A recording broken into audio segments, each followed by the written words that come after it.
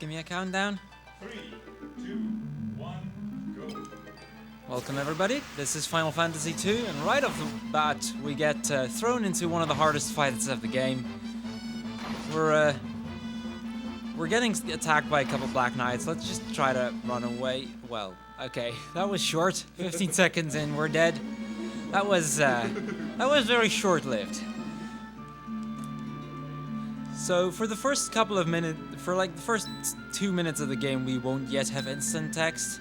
After that, we can just mash through text very quickly. So what this story is about, Final Fantasy II is your typical war story. 4 young children attacked in their village. Their family got attacked. The entire village is destroyed. We got attacked by 4 Black Knights, 4 soldiers of the Empire. Those are the 4 that you saw just now. One of the kids is missing, the others get saved by the rebellion, and want to join in on that rebellion, because, you know, our town just got destroyed, our family, our parents, they're gone, we don't know where everyone is. So we wake up in some healing room, and, well, yeah, luckily, at least two of the, like, the brother and the sister, we get to see those right away. So at least know that those are okay. And with that done, I mean, we're a bit worried about the third character, the lost brother of the family. We don't know yet what happened to him, we'll find out later. So we talk to Hilda, and we ask her if we can join the rebellion, but she says, you know nothing of fighting, it's probably best if you don't. She does, however, give us the password of the rebellion, the Wild Rose.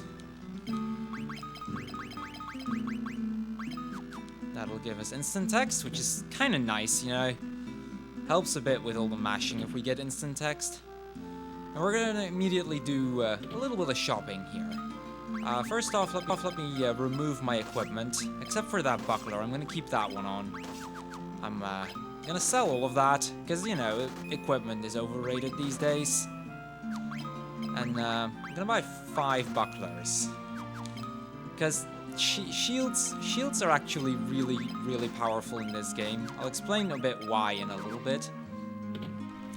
But now with our shields at hand, let's get moving.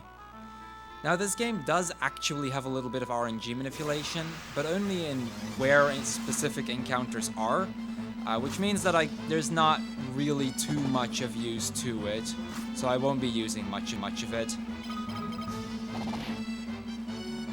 So in the first part of the game, we're actually going to train up our bare-handed level.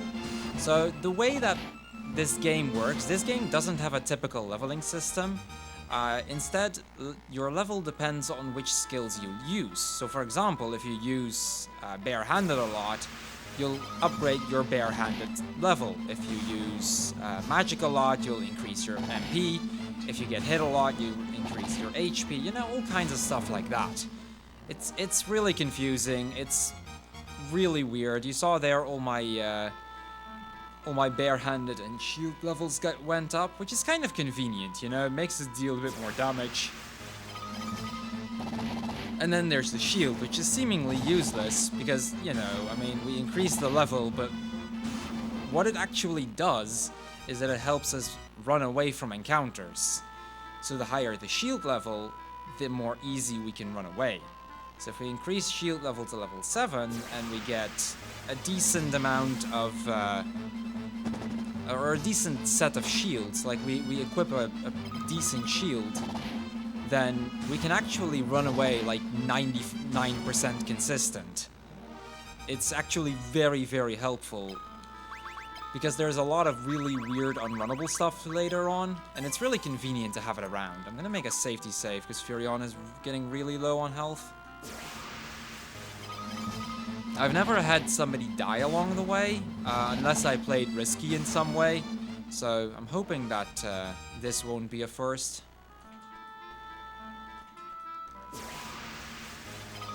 I think there's one more encounter in the town after this, if I remember correctly. Oh, wow, this is really... Okay, wow, that's very unlucky. That's fine. We'll just reset. This will be one of many, many resets this run, so don't worry about it. It's a minute time loss is nothing in this game. So if you've seen the Final Fantasy 1 run, you might remember what that was like, and you might remember that that was kind of RNG heavy, you know? You could get a lot of encounters and waste a lot of time. FF2 is about 10 times worse. This game has a ridiculous amount of RNG, especially later on in the game, where most encounters, if you can't fight them, you just have to reset the game. It's completely ridiculous, but you'll see that by the time we get there. There's one more encounter I need to pass in the town itself, and after that we actually get some potions, so we should be fine after that. This is the original city where the prince, you saw the princess earlier. This is where she actually comes from. But the Empire took over. There's Imperial soldiers everywhere. This is a really good encounter if I survive it. That's fine. I think I still have one. No, okay, cool. That's actually a really good encounter because it helps me get level 2 on some characters. Or level 3, I mean. By the time we finish grinding, which we kind of do along the way, we want to have level 7 on barehanded and shield. Barehanded to help us kill some enemies, shield to help us run away from encounters. Okay, I'm gonna take all of these 3 potions. And this is Scott. Now, Scott is the Prince of Kajuan Keep, and during the fight here, when the Imperial soldiers attacked, he got wounded.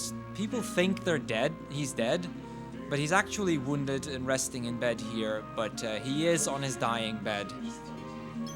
By the time we get here, he decides to give us his ring. At first he says that we need to tell Hilda that he loves her, but then he decides it's better not, because he's a dying man, and not too long after he passes away. And that's the end of Scott. That's Gordon's brother. You'll see who Gordon is in like 40 minutes, I think.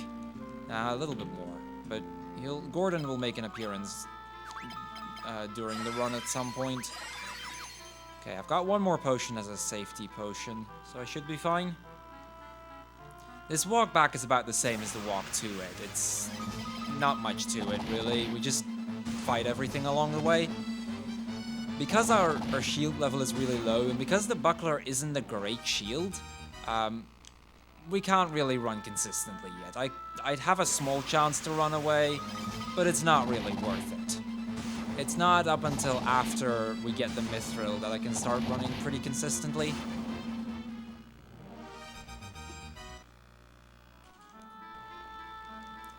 And with the ring, we're gonna go head back into Altair, back to the rebel hideout.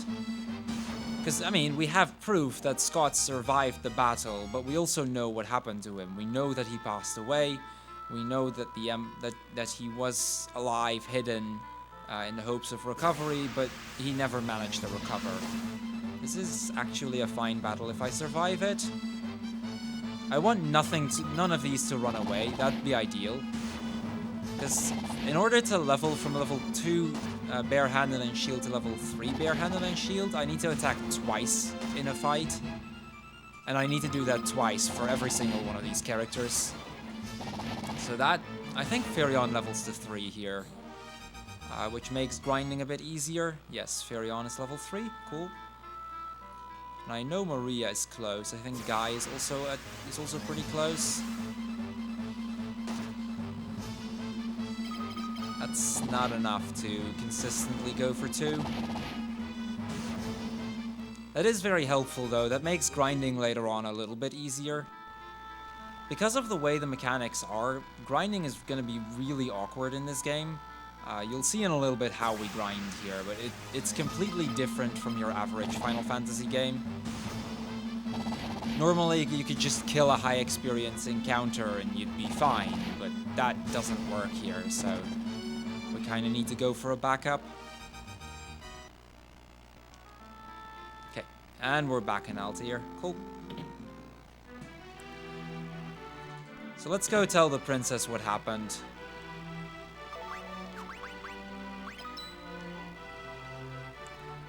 She asked if he's still alive, but it turns out, well, I mean, he just passed away. We saw him die. So... She tells us about the mithril, because, I mean, we're only a small rebellion, but we need a ways of fighting back. And one of the ways to do that is by at least getting ourselves some good equipment. Now, there is a mithril mine, but the Empire took over. So she gives us the assignment. She gives us the help of her, of Minwoo, her advisor, a white mage. I think I'm gonna do it like that. And with the help of that advisor, she wants us to help take back the mine and get some mithril. That way, at least we can get some good equipment. So, yeah, let's see if we can do that. First up, I need a quick boat ride to get us a little bit closer. Because, you know, we could walk around the map, but it takes about 5 minutes to walk there, and it's just slow. Let's just not do that. This is a lot faster this way, because now that we've done that, let's actually plan ahead and buy the trip back. There we go. We buy a trip here to Summit Falls. I go into the airship, and that puts me right at the front of the cave. That was pretty convenient, isn't it? Okay, now for throughout this first dungeon, I'm gonna be grinding my levels. I need level 7 shield and I need level 7 barehanded. Now training that is going to be a pain to do. It's really hard to properly train those levels, because I have to use the attack a certain amount of times. In order to do that then, I'm gonna put them in the back row, because if they're in the back row, they can't actually do anything. They're completely useless in the back row. But they do train their level, so every time that I use my move from the back row, they gain experience on those skills. So as long as I kill an encounter here with having them attack from the back row, I get the experience I want to get, I get to the level quicker, which makes that grinding a lot easier. Unfortunately, yeah, there we go. That guy didn't really want to die. Okay, that's everyone on level 3, so I'm gonna put them in front. Now, Minwoo has the downside that once you get him, that's just money by the way. Once you get Minwoo, he still is at level 1 barehanded, and at level 1 he's pretty useless, because if we want him to kill off stuff, we kind of need him to be powerful enough to kill off stuff. So, you know, the first couple of battles are also just to grind him up, so he can actually deal damage, which you can see he's not really good at right now.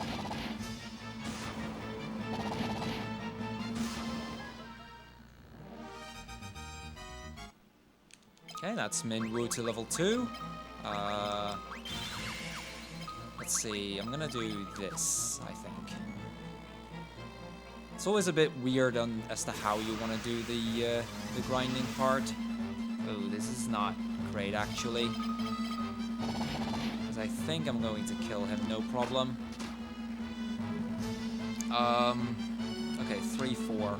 So this is also the part where I'll have to do a lot of math in order to make sure I grind correctly. That potion drop is really neat. I need to use a specific amount of attacks in a specific amount of fights. It's really complicated. So we're gonna start with this one. You'll see me do a lot of just fake moves to kinda, well, it doesn't really seem to do anything, but that's all just to level up. We're gonna do that 3 times on this fight. So that's the second one.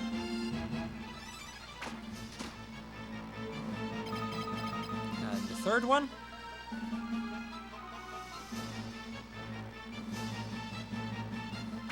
The bow move is really annoying because it's the only move he can hit me in the back row with. So it means I have to heal every now and then. It's really annoying. So that's 3. We're now halfway through the first level, or through the next level up, I guess. Yeah, I have enough magic. I can do that. Quick high potion here. That's just some early safety items, because it is a marathon after all.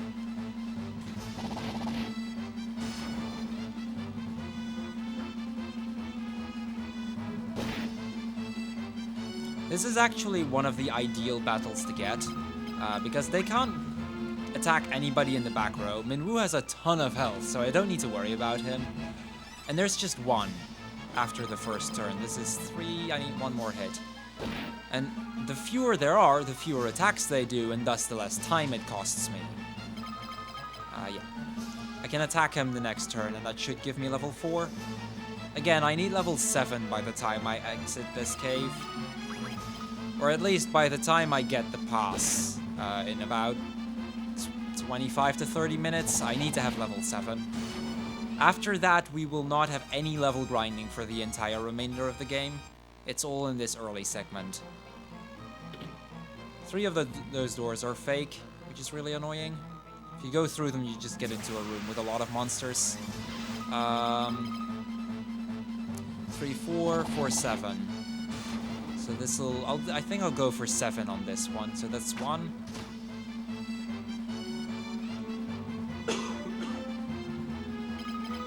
2. So you see here, this is 4 encounters, which means it's a bit slower to go through. They can't hit the back row unless they use their bow. So in terms of health, I shouldn't need to worry.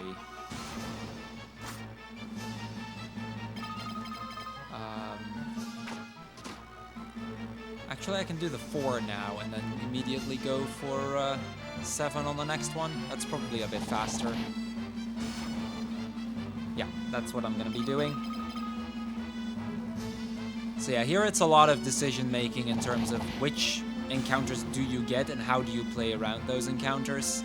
This is probably the most technical part of the run, which is why I'm a bit focused on how many turns, how many do I still need, which level am I, how far into the level am I, etc, etc. It's all really tight, because if you mess it up, it can waste a lot of time.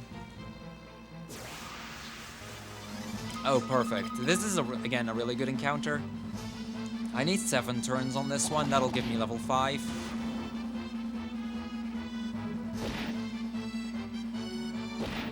And those levels don't seem like much, and they won't seem like much until we get to the first boss. Like, you'll see by the time we get to the boss how important those levels are going to be. Okay, 3.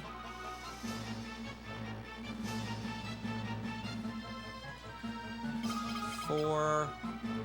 It's 3 more turns after this one. And after this, it's 5 more battles that I need to grind on.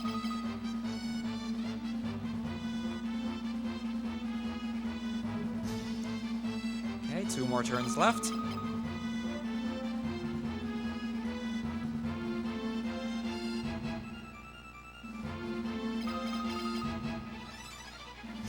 One more.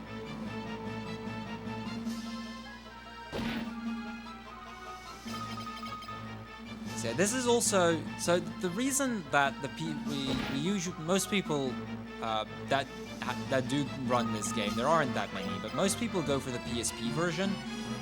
The GBA version is actually very, very similar to this, except in GBA you don't have the defend option, which makes this particular part of grinding really awkward to do. That's the only big difference between this version and the GBA version, but it ends up being really, really weird in terms of the speedrun. This is Paul, he's a master thief, and now that we're here, he's gonna get all the people out. I don't know why he didn't do that before, but apparently he decided not to, whatever. Let's go. Again, this fire tome just for money management. We need a lot of fire tomes later on.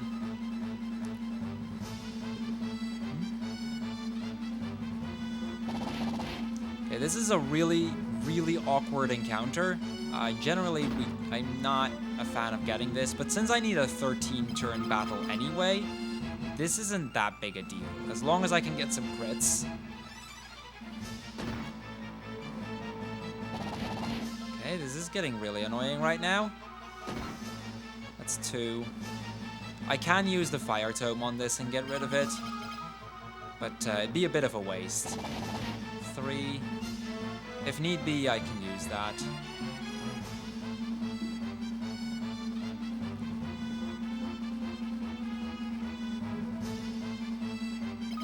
4. This is, by the way, the longest fight within the entire grind, so yeah.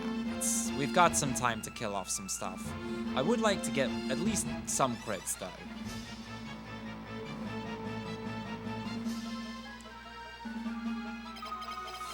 5.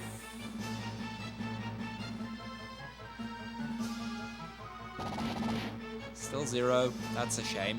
Come on, man. We'll start putting in some work here. 6. I mean, these guys can't help they're missing. You can help that you are missing. Or at least that you're not dealing any damage. There we go. But okay, that's enough to kill at least one.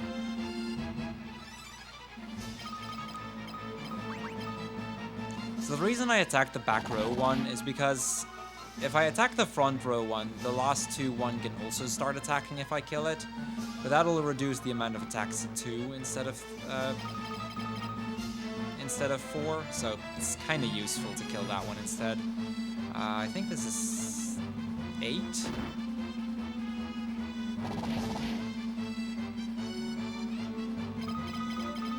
9.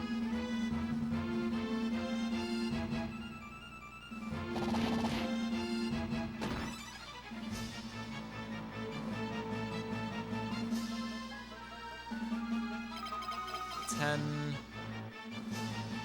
I think we're gonna have to use the fire tome in a bit, which is kind of annoying.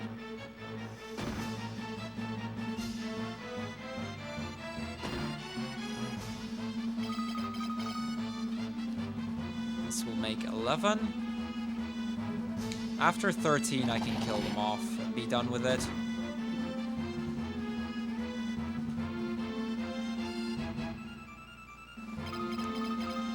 12.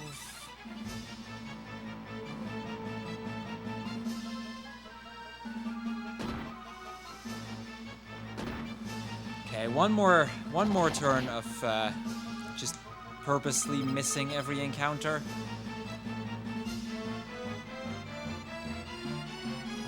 And then I'll set Minwoo up to just use that fire tome I picked up. It's a bit of a waste to have to use that instead, but it's not a big deal.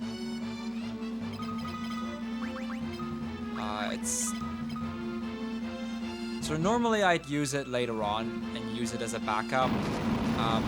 Because I'm gonna go with a safety strat anyway, it's not a big deal. That's the power of tomes, by the way. They're pretty powerful.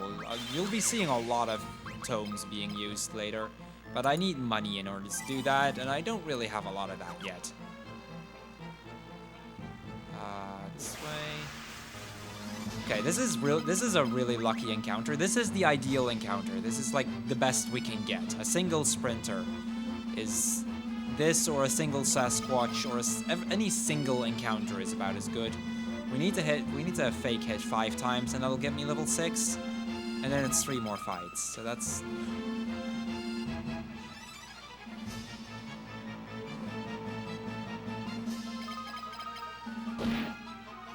I think this is 4.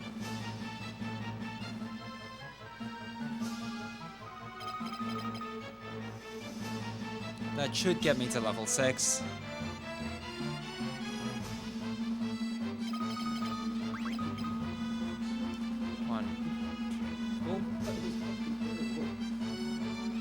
Okay, that should definitely be enough. Let's see. There we go, that's level 6. Okay, just 1 level up to go. Oh, this is actually really annoying. Can I run away? Thank you. Running away is Get out of here. running away is still very inconsistent right now because we only have one. This is a nasty encounter as well, but we can at least kill this. This will get me to 6, so that's the first battle done. I think I'm gonna need to do 2 battles of grinding outside of this cave, which is really annoying, but that's not a huge deal.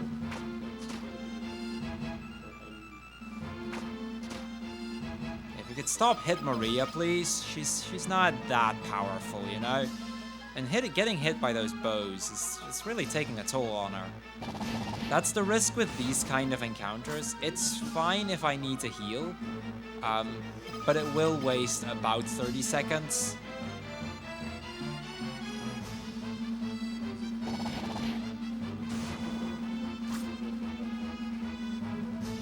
So the last level up, all of the level ups so far, I could be doing in 2 fights, but this is the first one where we need 3 fights for it. Luckily, all of the fights are fairly doable. Like, I don't need to stop and defend with Minwu for this fight because the pack was big enough. And as long as I get level 7 at some point, it's fine. Okay, that's a good hit for the bow. Okay, I just need to have them not kill Maria for 2 more turns, and then we're good to go. Hope you guys are liking this battle theme, because we'll be hearing it a lot. Okay, that'll do. That's 1 fight down. I still need 2 more before I can finish off grinding completely. Quickly heal up, everybody. Okay, just gonna quickly do some equipment here. I need to remove these bucklers. That's just so that I deal more damage, because the first boss is coming up.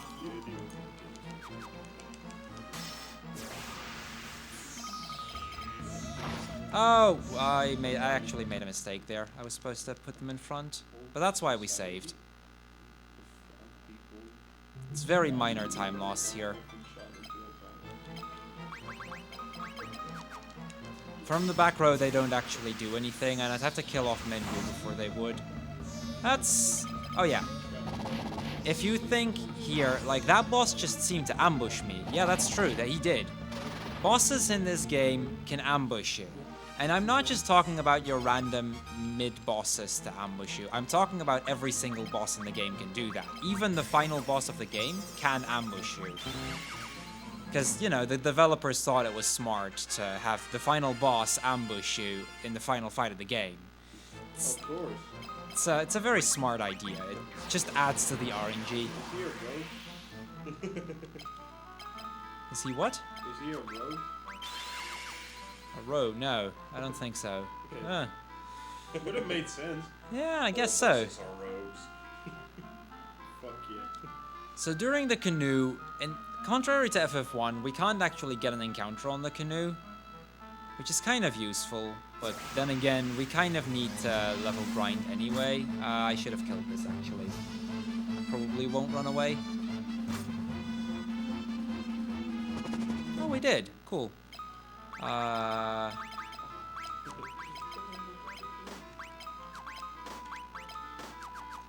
we do still need 2 more levels, or 2 more fights to finish off grinding, so let's do that now.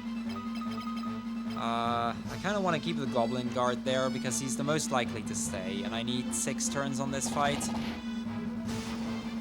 That's 1. Yeah, that's what I mean. 2.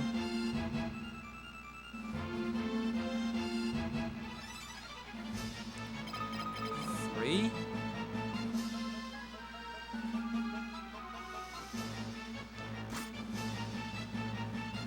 4.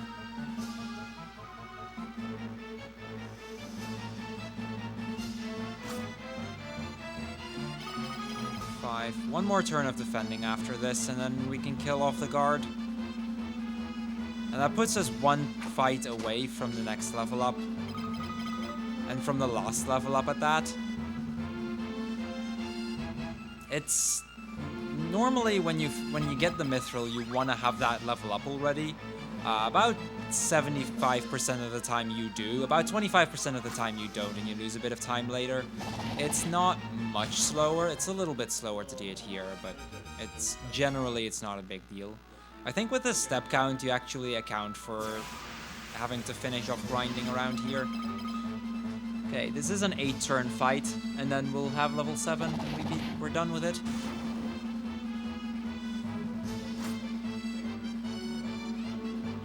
So that was 1 turn.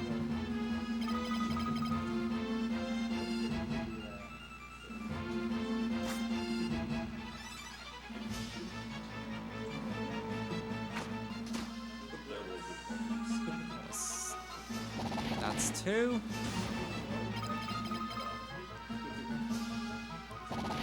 3.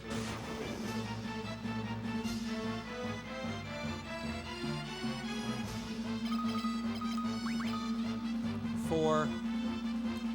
Once we hit 8 turns on this fight, we're done grinding for the entire remainder of the game. 5.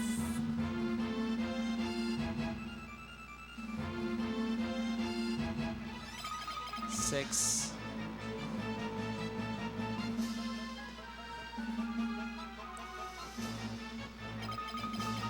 7.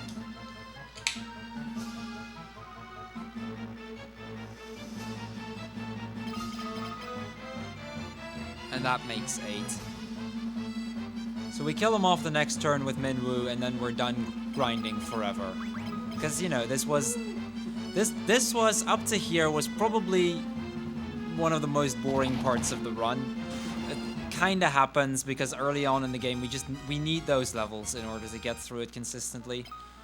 Now what I can do now, I can equip that second shield on everybody, and what that does is it actually makes running away very consistent. So we're now about 80% per character to run away from an encounter. There we go. See, that's much better. Because we've got level 7 shield, and because I've got 2 shields on everybody, running away is easy nowadays. That's what all that set up for right there.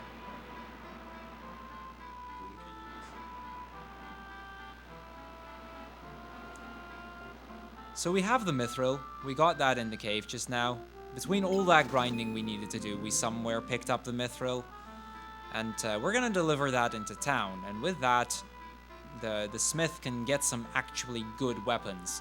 But since we kinda leveled up barehanded, most of those weapons are gonna be completely useless to us. But still, I mean, it's good stuff for the army, right? I mean, we have a rebellion going right here. There's my mithril. There we go.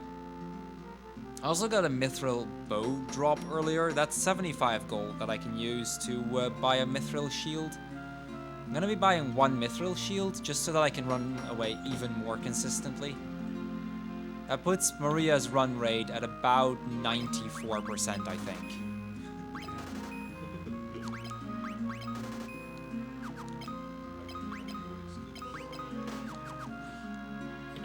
You might also notice that I keep everybody in the back row, which means that the only one that can get attacked at this point is Minwoo.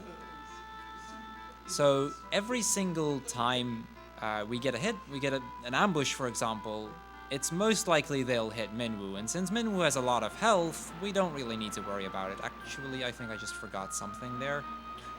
That's not a big deal. There's a lot of little keywords that you need to learn everywhere. And I just realized I forgot to learn one earlier, so we have to head back quickly. That's a minor thing. There's a lot of hidden little keywords that if you forget one piece of dialogue, you can lose minutes. Luckily, I realized it in time, so we don't lose that much time.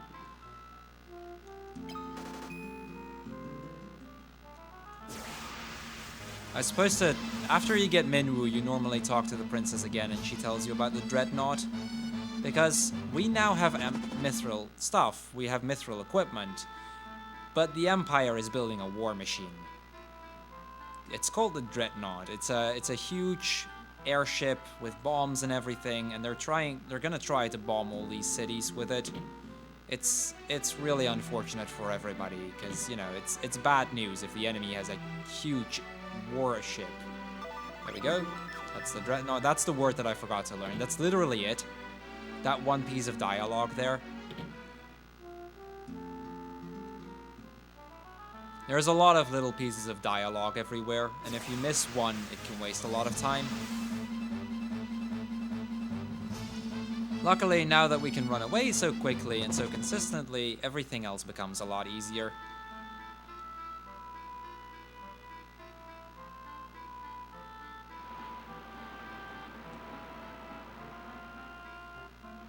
Okay, let's head back to Poft.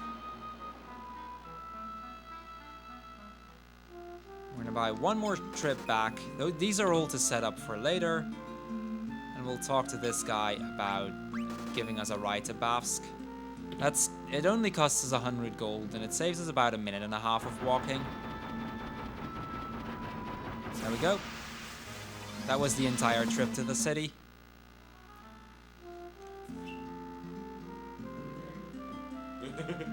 So the reason I needed to have Dreadnought is that this guy, if we he's actually, he looks like a soldier, but he's actually an Imperial, or a rebel spy. And if we tell him about the Dreadnought, he leads us to the sewers, which will get us to the Dreadnought. That's a bit unfortunate. Please don't kill anyone. That'd be nice. We're fine. There's a little hidden passageway there, and another one there. Skips half the dungeon right there. Let's grab this longbow. That's again 75 gold. That's half a fire tome. Money early on in the game is really tight, but in a little bit I've got some really cool tricks to get us a huge amount of money. We're gonna be getting like 250,000 gold from just one little exploit. I'm gonna need somebody's help from somebody on the couch here in order to pull it off. It's really tricky, but it's a really cool trick to see. We'll do that in about 10 minutes, I'd say. So, first off, the guy that you saw there, clad in black, that's actually our brother. That's Leon, the brother that we lost during the running away from our town. So he actually became an Imperial general in the process. The other guy, Borgen, he's just a chump. We don't care about him. We get this pass, that's for later. It's just a little item that we can use later on to save us a little bit of time. We don't need to pick it up, but it's pretty convenient to get it. And with that done, we're gonna head back. So we just saw the Dreadnought, and you might imagine if you're in a war with this empire and they get that kind of airship, fully loaded with soldiers, with bombs, with everything you could possibly need to win a war, that's bad news. So we need to find a way to stop that thing, or it's gonna be a problem. Also, something I may not have mentioned, these encounters actually aren't random. There's a specific amount of tiles between every encounter. If you use RNG manipulation, you know exactly where the encounters are gonna appear. Because I don't know it right now, but it doesn't matter if I don't. Oops. So this guy tells us about the airship, and he tells us about the Sunfire. And the Sunfire is something we could use to destroy the Dreadnought. Because he tells us that if we throw Sunfire into the engine, the engines of airship use Sunfire. If we throw Sunfire in there, the engine will overheat and it'll explode. So that's a way of destroying an airship, and that could possibly help us win this war at least. So we're gonna go to back to town. I mean, we've got the pass, we know about this Dreadnought. All of these cities are you'll know by the time we get into the city. This town is mostly destroyed. Like, this does not look good. Luckily everybody's okay, nobody's hurt. Except for one guy. Yeah, no, we talked to this guy. No, not yet. Wait, Oh, right, yeah. I missed a trigger here. So, when we get back, Hilda tells us that because of the attacks and the Empire starting to win this war, the condition of the king is actually getting worse. So Minwoo is gonna leave our party, he's gonna take care of the king, and we're gonna check up on this king quickly. It's a very wise king. We tell him about the Sunfire, he'll tell us we need the Goddess Bell in order to get the Sunfire. Because the Sunfire, in order to get the Sunfire, you need a specific torch, the Eagle's Torch. And in order to get that torch, you need to unlock the gates to Kashuan Keep. And in order to do that, I'd need the Goddess Bell. Hold on, fire tomes. Wow, okay. Lots of little things that I'm about to forget every time. It's not a big deal. It's all good. There's some encounters in this next dungeon that are unrunnable, and in order to kill those off, I'm gonna get some fire tomes. I can only get 9 of them, which isn't that much. Ideally, I'd have a bit more, but that should get me through the dungeon. I could have gone without fire tomes, and I'd have a very small chance to be okay, but we're not gonna risk it on that.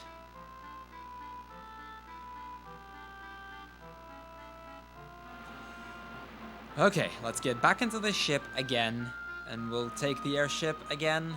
It's all normal. You're supposed to travel around this much. That's a bit unfortunate, but so be it.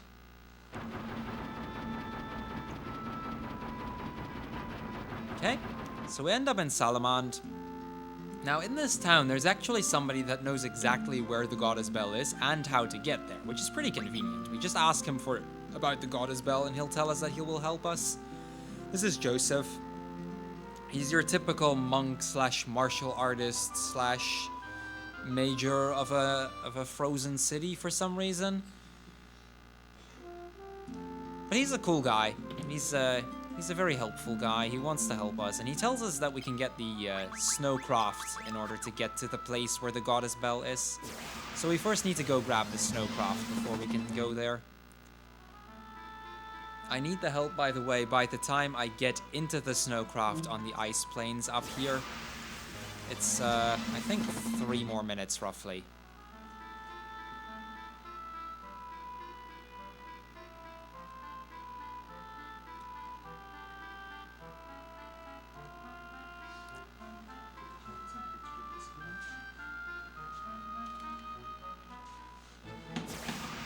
So you might remember this dungeon. We were here before to get the mithril.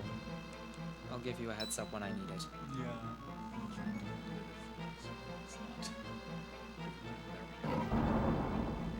So he actually hid the snowcraft behind this rock so that he would never lose it. There we go, that's the snowcraft. Luckily that doesn't take an entire dungeon to go through in order to grab, which is pretty convenient. We can just get it there and keep on moving.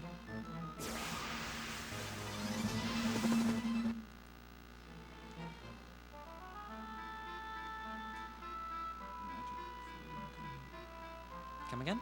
Magic folding canoe. Exactly. We've got this magic canoe. We got that from Minwoo.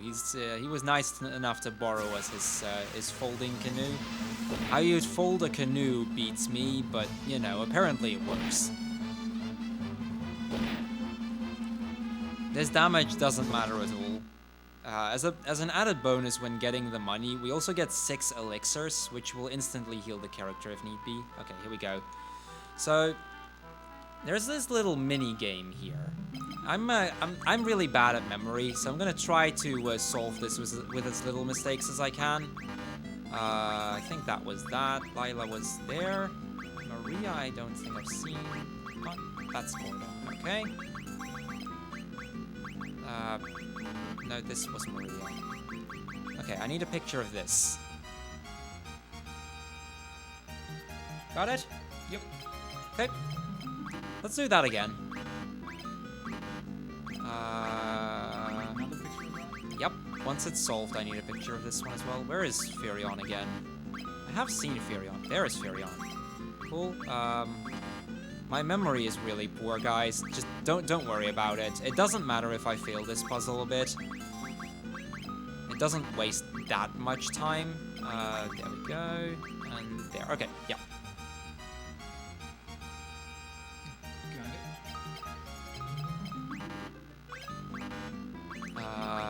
There we go. Lila Minwu, guy. I have seen Gordon, right? No, but I have seen Minwu.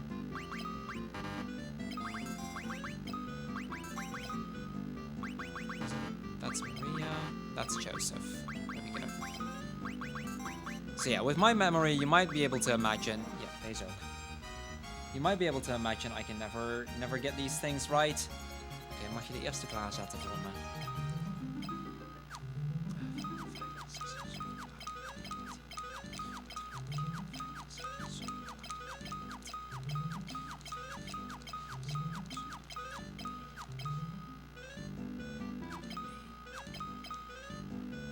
Okay, that'll do.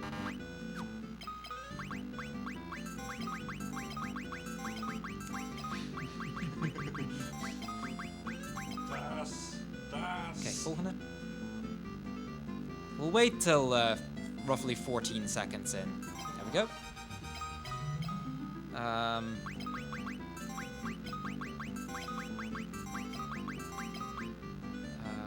Where is he? There he is. Okay, next.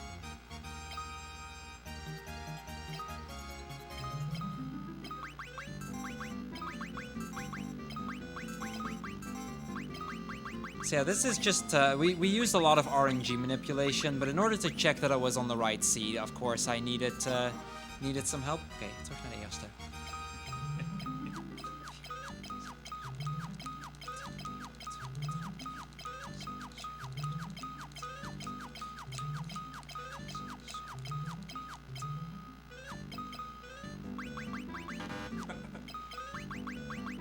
Okay, we're on the right track again. That's over here. Volgende.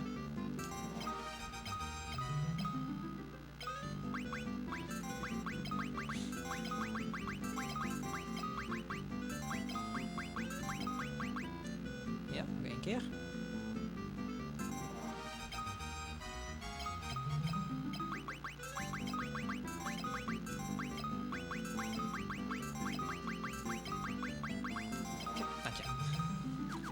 Okay, so that might have seemed like that was a really cool trick that you can do. It actually works in any version.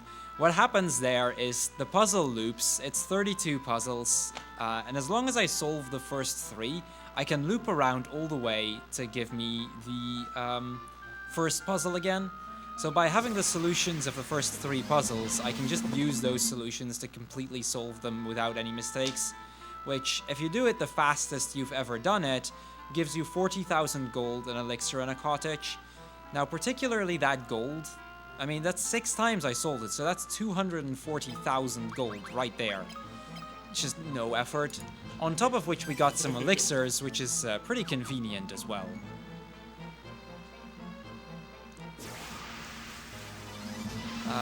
Ghouls. This dungeon is really interesting in that it has a couple of unrunnable encounters, but a lot of the unrunnables are only unrunnable in a very specific pack. Like the ghouls that you saw just now, they're only unrunnable in very specific packs. Same with these deadheads, they need to be tied to a very specific encounter, and then I can't run away. If they're just alone, we can just run away as if it's no big deal. This game is really, really awkward in terms of unrunnables. An encounter can be runnable on one floor and then unrunnable on the next. I'll point out a very notable one later on. Down. So, as long as we get encounters like these, where I can just run away, it's very, very easy. If I can't run away, I need to use one of those fire tomes I bought, and it just instantly kills the party. That this'll do, for example. This is the grenade here, which is the top right character. that's unrunnable. Everything else would be, but that one isn't. But yeah, you see the power of a fire tome, like it just instantly kills. And with the amount of money that we have these days, I mean, we can just buy some more fire tomes in a little bit.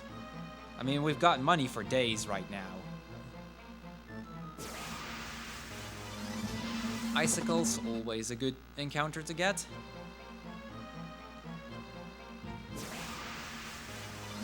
I'm actually not sure if this is runnable, so I'll do it like this. Okay, it was. So because the run rate from Maria is well in the 90%, I can just use the fire tome with a bit of a slower character, in this case Guy, which will give me which will give me 2 chances to run away, and if I don't, I know it's unrunnable anyway. Or I got like a 1% chance that I didn't run away. I'm pretty sure this is unrunnable. I think this is the Deadhead pack that's unrunnable, or not. Like I said, this game is ridiculously awkward in their unrunnables. Guy can talk to those beavers, but it's slow, so we just go to the secret exit anyway. You don't actually need to talk to the beavers to get there. Joseph is getting a bit low on health, so I'll use one of those elixirs that I just picked up. There we go, full health again. Let's put fire tomes back in first slot. This I'm very certain of that it's unrunnable, so we'll just kill it off immediately.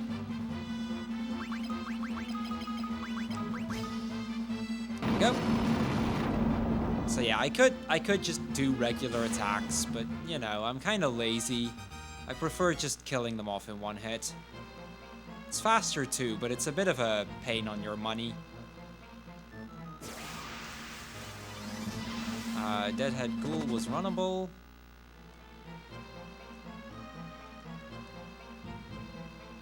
And that almost brings us to the next boss, actually. This next boss is actually a really awkward fight, especially if he does ambush you. You need to kill him, and you need to have some characters alive afterwards. It doesn't matter who, as long as, well, Guy... As long as I have one of my 3 main characters alive, that's kind of what we're aiming for. Like any other boss, this boss can ambush me, which is a bit of a pain. But we'll see what he's gonna do. Here we go. He didn't ambush me, so that's a good start. Joseph is not really strong enough to do anything, but the others are powerful enough. That was the Animantuas. That's easy fight. Because of level 7 shield, or level 7 barehanded, I deal a ton of damage. Mithril... Actually need to put them... No, I can keep them in the front row, actually. It's a bit risky to do that, and nah, we'll put them in the back row. So that's the Goddess Bell.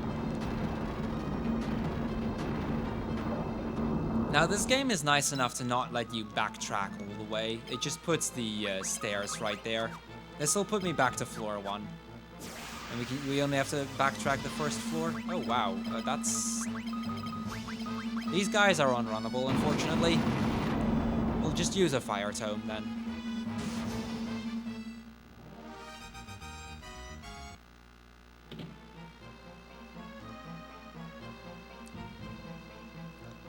And right over here, if we actually get to see it, right over here we have the next boss of the game already. This is Borgun. Remember that chump general that I mentioned earlier? Well, this is him. We're actually going to be fighting him here. But like I said, this guy is a chump.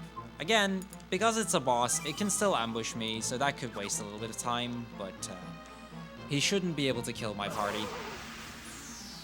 Not an ambush, which is good. He just uses a potion on himself. Like I said, he's nothing special. Because we can just do this. That's Borgun.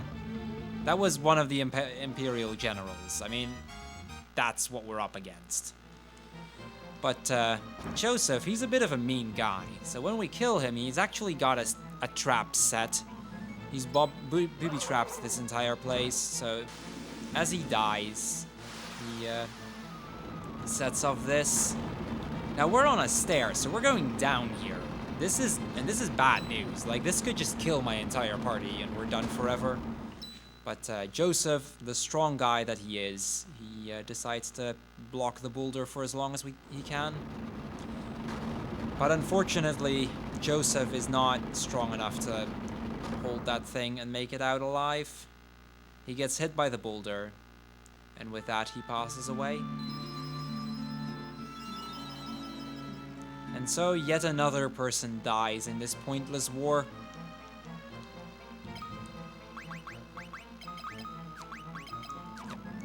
Equipment. Buckler, mithril, buckler. There we go. Just so that I can still keep on running away. So that was that. That was nice and quick. That dungeon actually went really well. We're on a pretty decent pace here. So now that I have the money, it's time we started buying some healing items, because I feel like we're a bit short on those. I mean, I've got like, what, 5 elixirs left or something? I've got a couple of cottages, but that's really just about it. I've got like 7 fire tomes, so that won't really last me very long either. So we're gonna do some shopping in a little bit, because, you know, we need, every good game has at least got a bit of shopping every now and then. But in order to do that, we're gonna go to Salamand, that frozen city that we were in just now. Which is actually, I think the daughter of Joseph is the only one that still mentions him up until pretty much the credits. So we won't actually get to see much of, well, we won't even get to hear much of Joseph anymore. Nobody wonders what happened to him. Somehow he doesn't really get missed, but whatever. So let's buy some high potion. Let's actually fill up that stack. 11 eye drops, some antidotes, process, mallets. These are all just little healing items that I might need later on, but probably won't. These are very important though. Phoenix Downs, we're gonna buy 99 of them. Phoenix Downs instantly revive a character, and trust me, I will use at least half of that stack before this game is out. Some teleport tomes, you know, because teleportation is useful. Let's just buy 99 of those as well, you know, we don't care.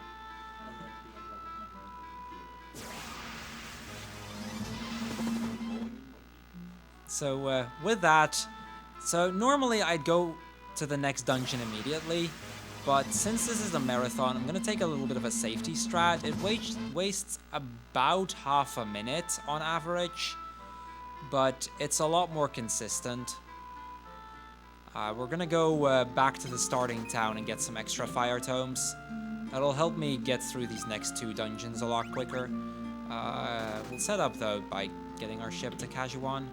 Kajuan is our next destination. We've got the Goddess Bell. We can now go get the Eagle's Torch so we can get the Sunfire. Luckily, both Eagle's Torch and Sunfire are in the same location, so that helps a bit. Let's buy a trip back again. So back to the starting town. I'm gonna stock up on some fire tomes, and then we'll actually get moving to progress this game.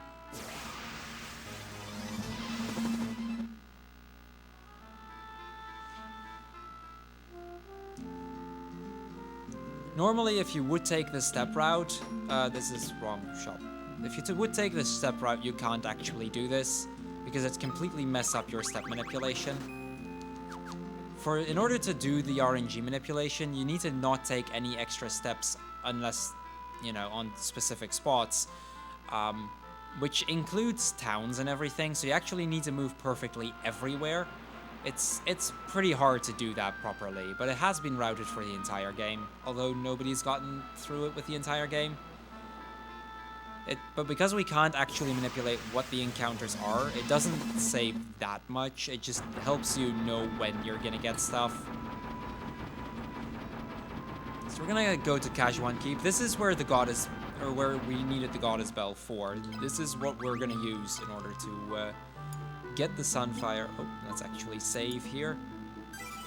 I shouldn't need that save, but since it's a marathon, I might as well. That's the Sunfire, by the way, that flame. That's what we came for, but we can't take it with us unless we have the Eagle's Torch.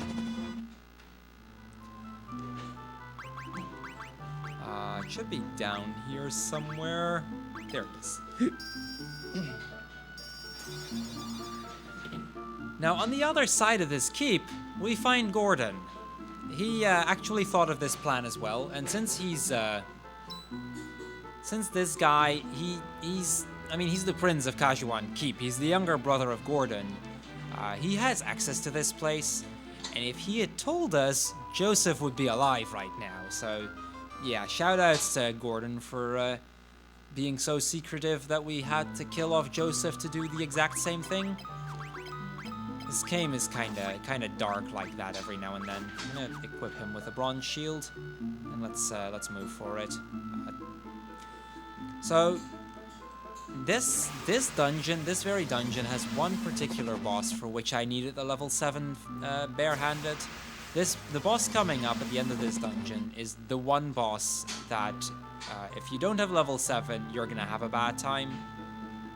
Ideally, I'd kill that boss at around the 1 hour mark, so we're a little behind. Also, that's not runnable, actually.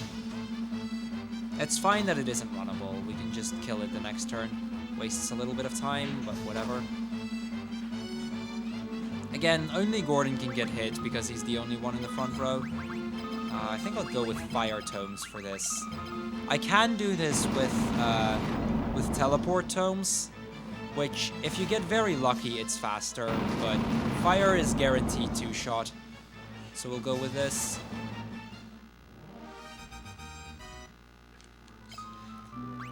Let's actually do some inventory management right here. Phoenix Downs. Where's there's my high potions. Cool. I don't care about the poison, we'll just leave him poisoned for now. Since there's only 2, I'm gonna actually show off teleport. So teleport in this game is pretty broken. If I use a tome, they cost 1,000 apiece, but you know, we had the money anyway. They cast teleport level 8, which is an instant death hit move with a pretty high success rate. So we can kill off encounters very, very quickly with it. And we'll actually be using it for some very special encounters later on. It's a really fun move. I don't think this is runnable, but we're gonna do it like this to see if it is. It is. Okay, cool. So Gordon is gonna go down to 1 health, but I really don't care. Land Turtle Ogre is fine. The rare rat, by the way, that we have had to kill off multiple times already, it's actually runnable later on in the game. So it's only now that it's unrunnable. That changes later on. And that's Gordon dying. Well, that was Gordon, everybody. Let's revive him. We have Phoenix Downs. There we go. So the reason I keep Gordon at 1 HP, and which is the same reason I didn't heal off the poison, once the first character in the party gets killed, they can't hit the back characters because they're still in the back. So it actually stops the attack right then. So if the first character hits on an ambush, it means that the first one will get a hit off, but everybody else won't, unless they use magic attacks. So it saves... It costs me quite a bit of menuing, but it saves me a bit of time in the long run to just use Phoenix Downs every time the character dies, and then just put everybody in the back row again. We're almost at the Red Soul, the next boss. I think I'm about 4 minutes behind PB, but that's not a big deal. Actually, no, I'm not that much behind. My PB has a really bad early game. I lost like 9 minutes up to Emperor 1 and then saved it back in the final hour.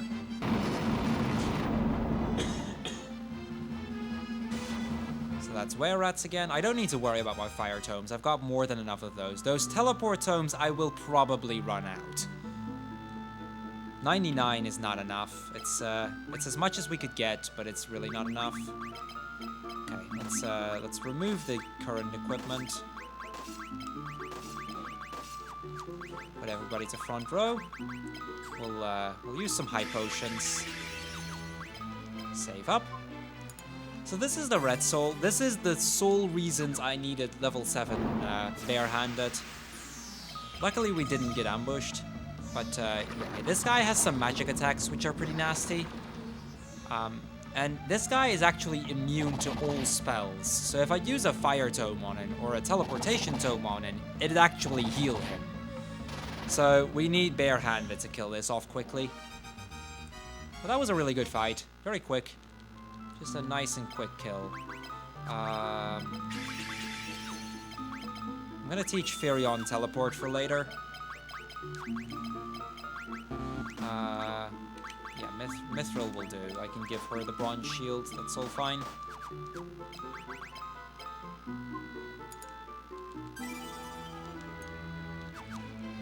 And that gets us the Eagle's Torch, through which we can finally get the Sunfire, through which we can destroy that airship that we were going to destroy from the start of the game on. Like, that's... We've been working on destroying that thing for about half an hour now. Let's get to it. Of course, I get an encounter on the way. Just my luck.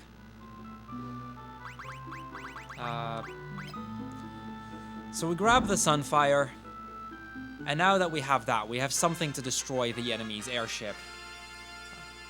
Now, we could just walk out here, like casual scrubs, but I can also do this. It saves about 3 seconds to teleport out, assuming no encounters. But mostly it doesn't advance the encounter tiles, so that saves me possibly 1 or 2 encounters in the long run. So we see the Dreadnought flying around, and he just captured a ship with Princess Hilda inside. So now not only is that warship going around, it's actually got the princess inside of it as well. So we kind of need to rescue her before anything else. This is the only use of the Chocobo in the entire run, so let's get some hype for the Chocobo. Woo! We're going for the Dreadnought here, and seeing as how walking around is kind of slow, we just decided to take that Chocobo. And that's it. That's it. There's the pass. So this is why I picked up the pass. Otherwise, I'd have to fight this guy. I can actually kill him. But with the pass, I don't need to. So this is a very interesting encounter. Those ghasts are actually unrunnable in this dungeon. If you get like just a lone ghast, you'll have to kill it. But because they're tied with were rats that were unrunnable in the previous dungeon, they are now runnable again. Because, you know, this game makes no sense in terms of runnable encounters. It's weird like that. Just take it from me. So we're gonna make a quick detour here.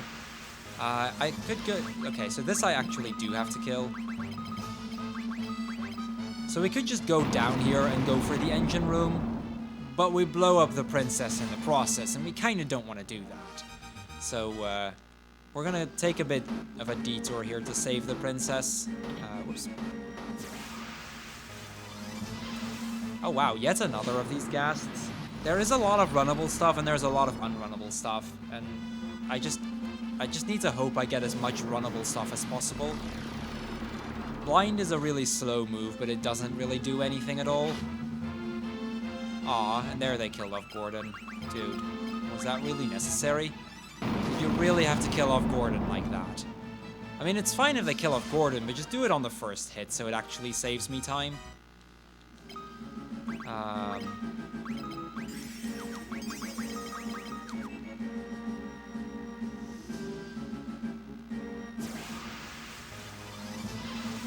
I'm not actually sure if Ghoul Ghast is runnable. I think it might be. So I'll set up a Fire Tome. You run. You Fire Tome. Oh, okay, we got the Fire Tome off first. That's fine as well, I guess. I wasn't sure if that was runnable. I think it was, but whatever. That for me. So yeah, that's a menu that you'll get to see a lot. Just menuing to do a formation change. Thief Gloves. Thief Gloves help with running away a little bit. But they're nothing special, but they tend to help just that little bit.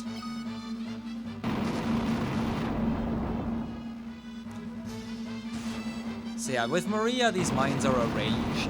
It's pretty rare to kill all of them in one hit.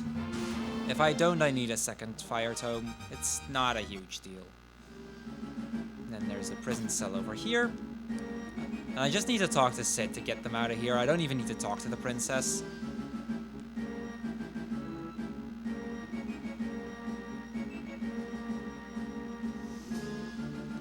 we go.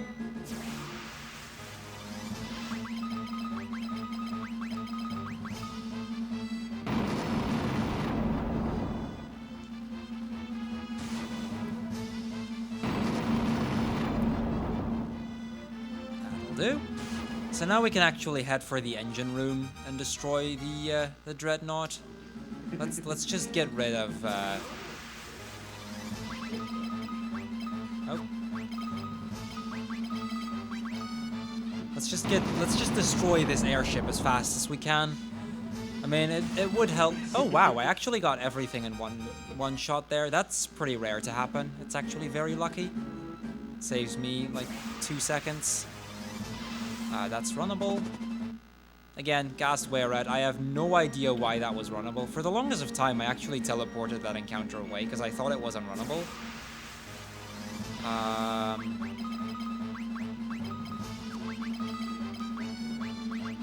Defend. Okay, this is actually not runnable then. That's fine. We've got fire.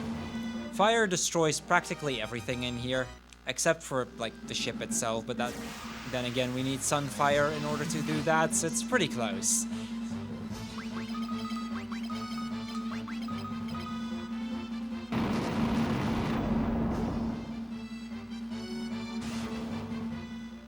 That gets rid of another encounter.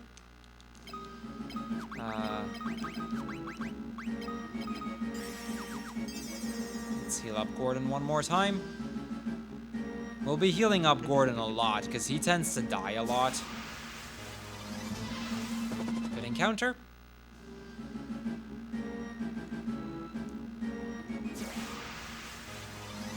Were-panthers are a pretty common encounter. I'm actually surprised I hadn't seen that one yet. It's a runnable encounter, it's no big deal. Doors over there. Now note, even those little rooms, later, by the time we exit this cave, we actually get a little cutscene of every room we get through, even those very small ones that are completely meaningless. So we get to see all of our characters walk through that door again. I don't know why they thought that was nice, like it doesn't really add anything and it's just slow, but you know, whatever. So yeah, that counts for this room, and for this room. You'll see them all again in a little bit. So we're one room away from the engine room right now. We're almost there. We're about to destroy this ship, but this bottom room is completely filled up with soldiers that are blocking every single path that I could take. And I could teleport those soldiers away and just kill them, but that doesn't actually get rid of them. So I actually need to walk all the way around here in order to get to the engine room. It's just more walking around and more encounters. It's just really annoying, you know?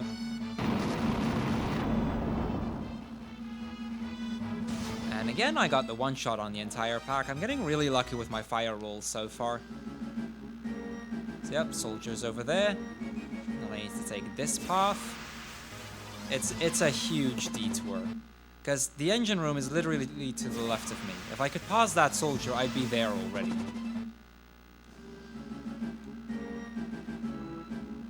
Then we can go down here, around. We're almost at the engine room now, so we're almost done with this dungeon. Let's get some more good rolls here. That looks good, actually. Cool.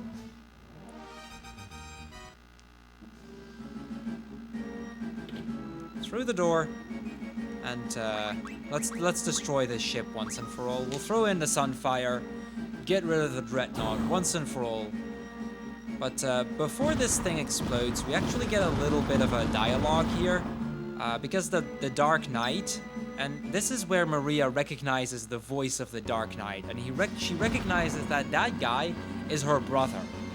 So we're now, like, 3 of those members of the family are now fighting for the rebellion, and the oldest brother, he's an Imperial general, and one of the highest ranked at that. So this is no longer just a war, this is also a fight within the family itself, to just make matters a bit worse. So yeah, like I said, we get a cutscene of every single room we went through. And that's it. Cool, we're out. Dreadnought destroyed. Because Sid waited around with his airship so that once this ship would be destroyed, we could just he could just fly us out. So we'll go right back into the right back to the Imperial town, or to the Rebel town. Back to the hideout. It's a bit of a long flight, but it's still faster than walking. Of course, I get an encounter on the way there. If that kills Gordon, I'm actually not even going to heal him up. Okay, they didn't even manage to do that. Whatever.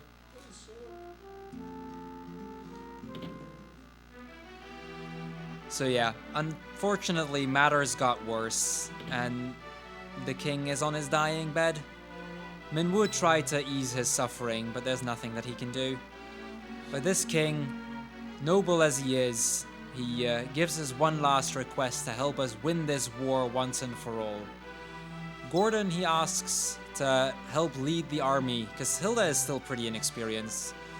Minwu, he asks to seek out Ultima, the ultimate magic tome, and he asks us to seek out the Dragoons to help us, you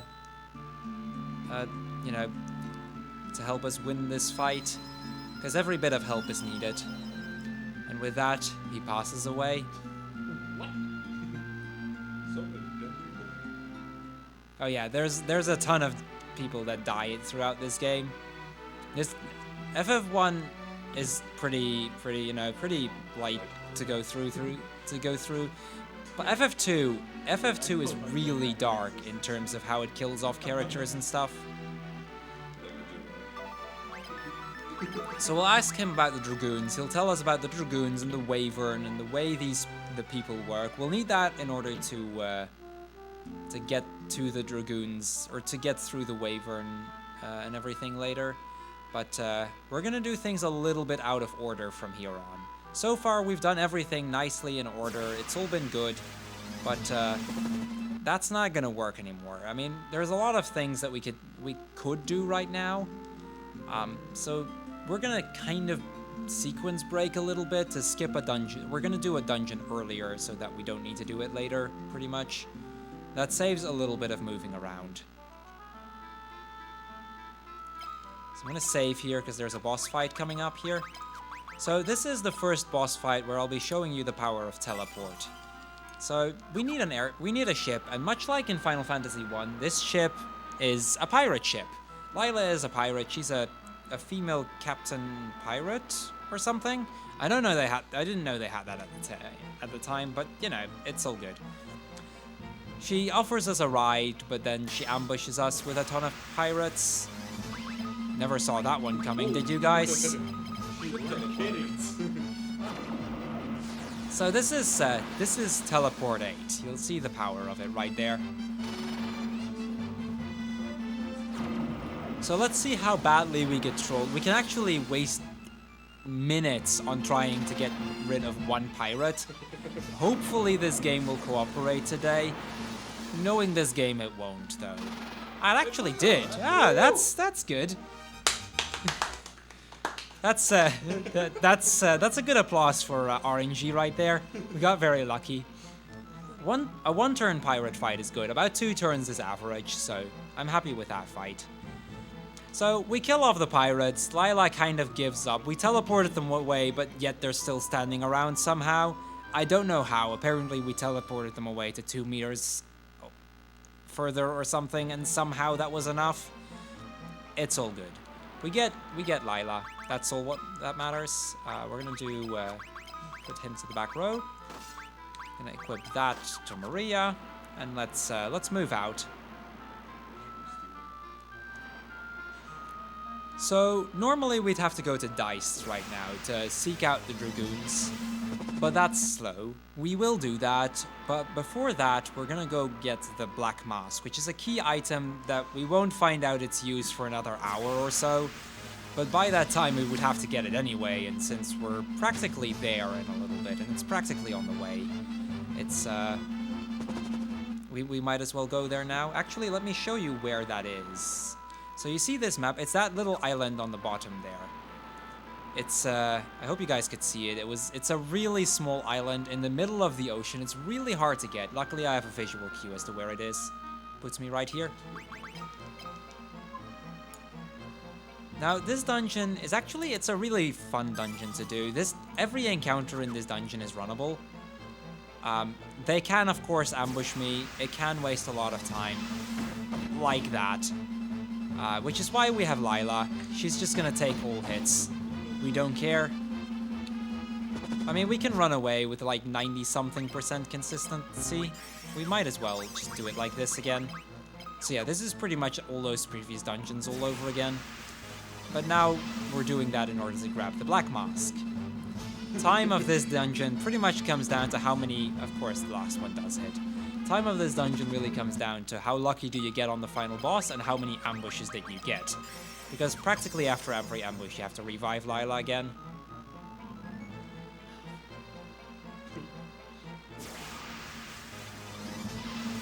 Again, were-rats completely runnable here even though they weren't earlier. Because, you know, FF2. That was not an ambush. Usually those guys ambush me, so that's good. Never mind, I spoke too soon. Now the one that usually doesn't ambush me does actually ambush me. They all missed though. They all missed, so we don't need to do any menuing. You either want them to hit on the first hit, or you just want them to not hit at all. Either one works.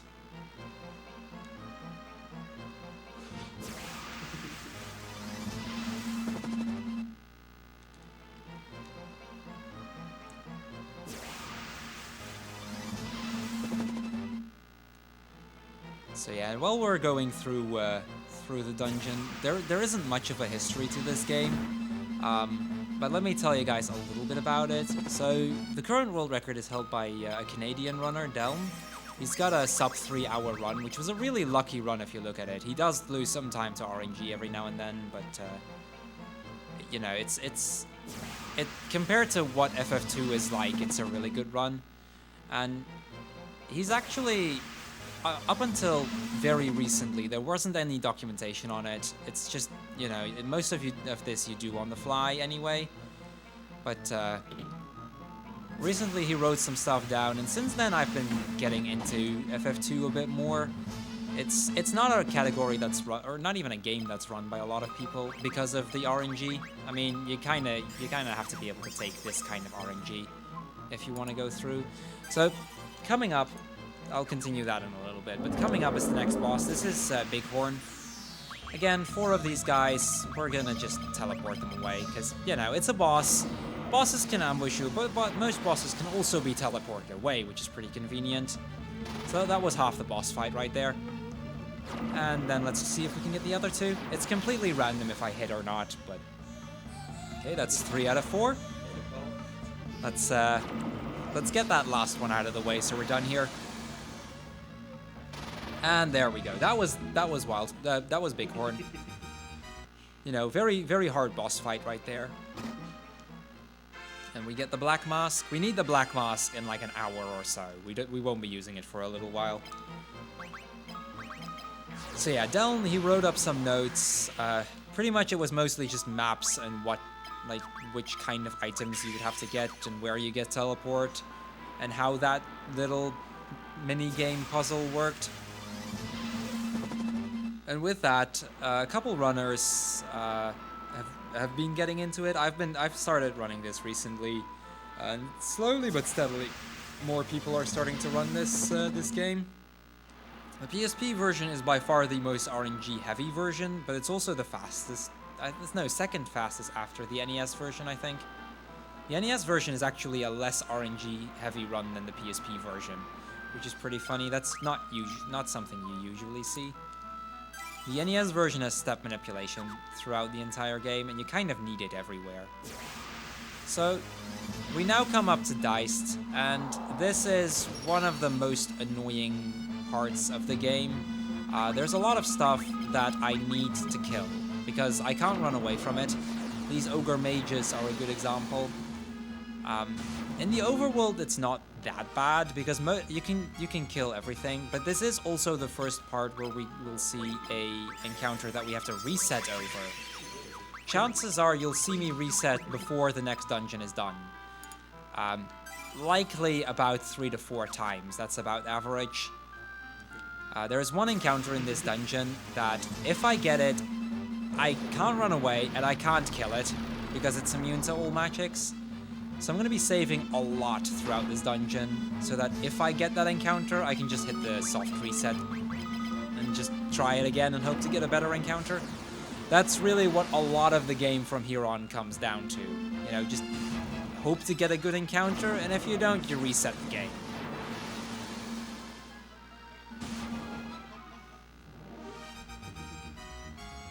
Okay, that was another good fight. These fights have been decent so far.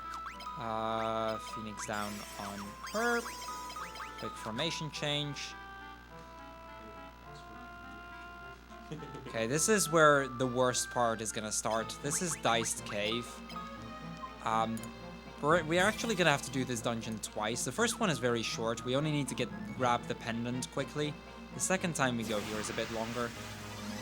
Hillgigas is killable.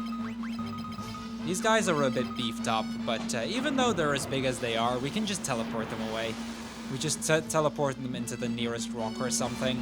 I really don't know where these guys go, but apparently this works. We do want to hit this, though. That'd be neat. Oh, this is pretty unlucky. That happens. That's classic FF2, really. Okay, this is getting very unlucky right now. I've thrown 4 teleports already. Let's get rid of this Hillgigas. Thank you. What's the percentage, John? I think it's about 60%, but percentages in this game are much like the encounters are really awkward, so there's not really one answer. The percentage is different on every single encounter, pretty much. I think for Hillgigas it's like 40%. For most, it's about 60 at this point.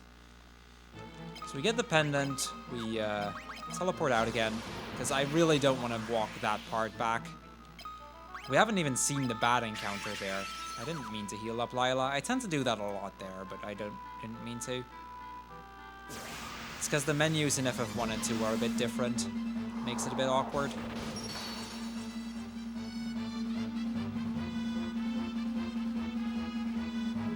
Okay, let's teleport this away as well.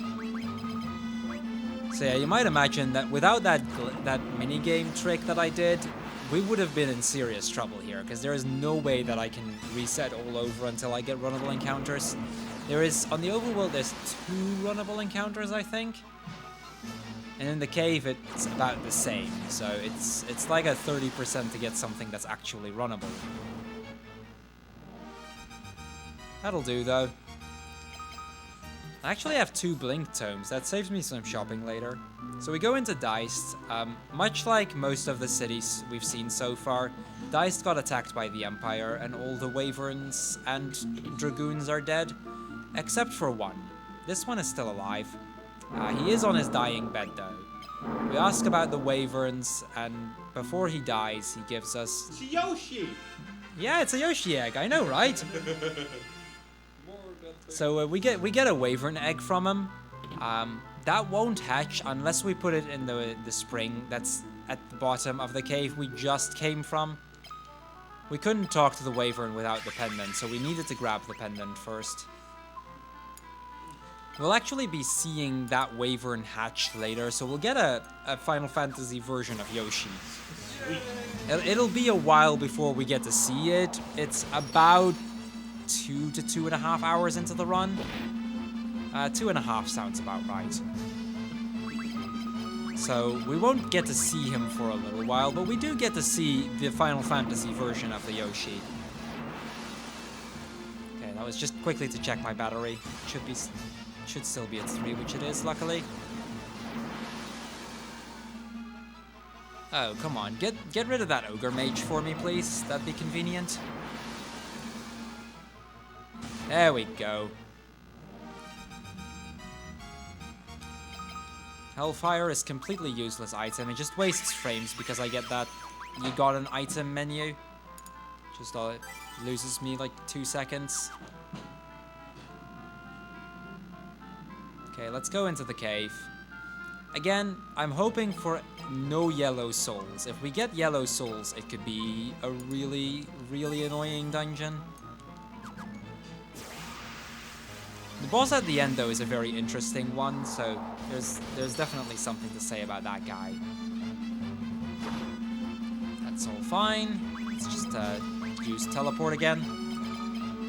So yeah, we're heavily abusing teleports. I still have like 70-something tomes left, so we're good for a little while. And we can restock them by the time we get to Mysidia. We couldn't actually run, even though the mage is away. Even though the mage is the unrunnable one, if I teleported away, the encounter is still unrunnable. Because the game still thinks, well, this had an ogre mage in it. So I need to kill this stalactite. Which is not working. At least I don't think it is. I can actually test that right there. No, there. So yeah, Maria with her 97% run chance or something couldn't run away. That's generally an indication that it's impossible. Even though a pack of just stalactites is completely fine. Again, saving between every single encounter here because the next encounter can completely wipe me. Again with the ogre mages, this game is really throwing me some bad encounters right now. It's been pretty unlucky so far. I mean, this is also, like, because there is as many encounters like these as there are in the game, that's the reason Estimate is as big. Like I said, the world record for this is a sub 3-hour run, but the Estimate is nearly 4 hours because you can completely get screwed over by RNG everywhere. Well, I guess not so much in the early game, but at this point, that's the reset encounter. I can't kill that, I can't run away, so we just reset until we get something else.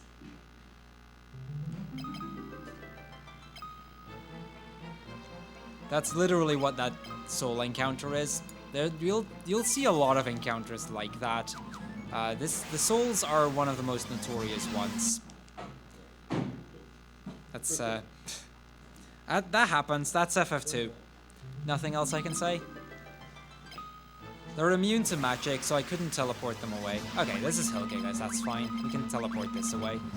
So the yellow souls are immune to fire. It actually heals them. They're immune to teleport. That too heals them. To kill them with barehanded, I'd take about a turn per character, so they'd kill me off before I'd even have a chance to kill them. Not to mention, I'd have to unequip my shields, which means I wouldn't be running consistently anymore if I do get a runnable encounter. So it's just not even worth the try. We just hope that we won't get as many. On average, I see like 3 to 4 a run. On a somewhat lucky run, 5 would still be decent, I guess. So this, again, fine encounter. We can fire this.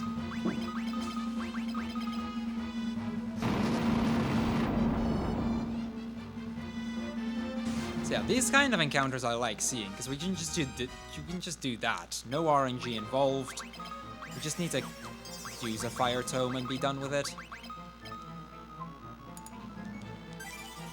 Let's save again. The good thing, at least, about having to save between every single encounter is that it becomes a lot more marathon safe, because if we die somewhere, we get sent back by one encounter. So I guess it's got that going for it. I finish runs of this very consistently. The times are all over the place, but we finish pretty consistently because of it. This is where RNG manipulation would help a lot, because I'd know on what tile I get the encounter. So instead of saving right after the encounter, I can save on the tile before the next one. So it saves me some walking around if I have to reset. That's really all the RNG manipulation is for. And it's really intense to do anyway.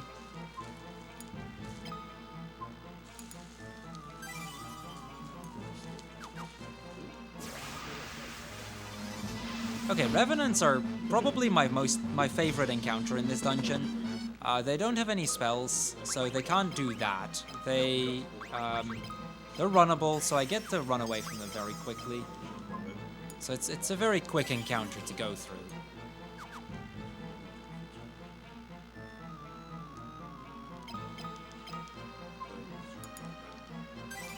So yeah, just saving literally every 20 steps here in the hopes of not getting those. So yeah, the very first time I ran this game, I ran it on a UMD, which is like the little CD you use on a PSP. So every time I reset, I'd lose about 8 seconds just on loading times. And you can see how often you reset. And this isn't actually the worst dungeon in the game. Not even close. There's some far worse dungeons out there. Okay, this is getting really unlucky now. Give me something other than a yellow soul, please.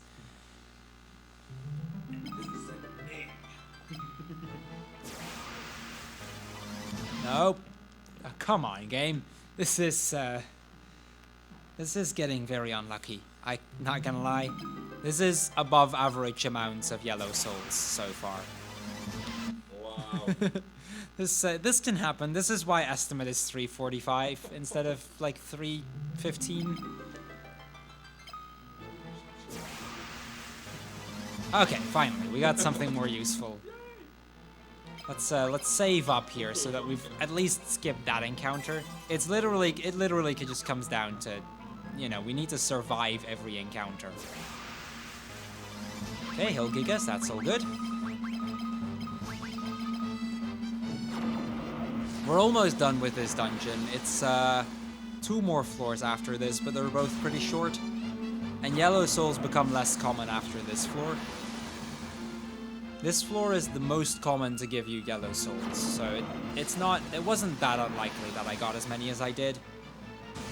It's still unlucky, but it's not unrealistically unlikely or anything.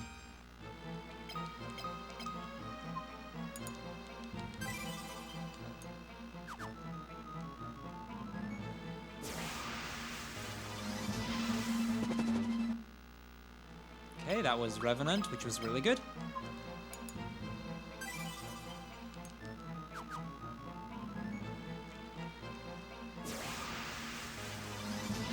Again, okay, this is getting better now. Keep it up, game.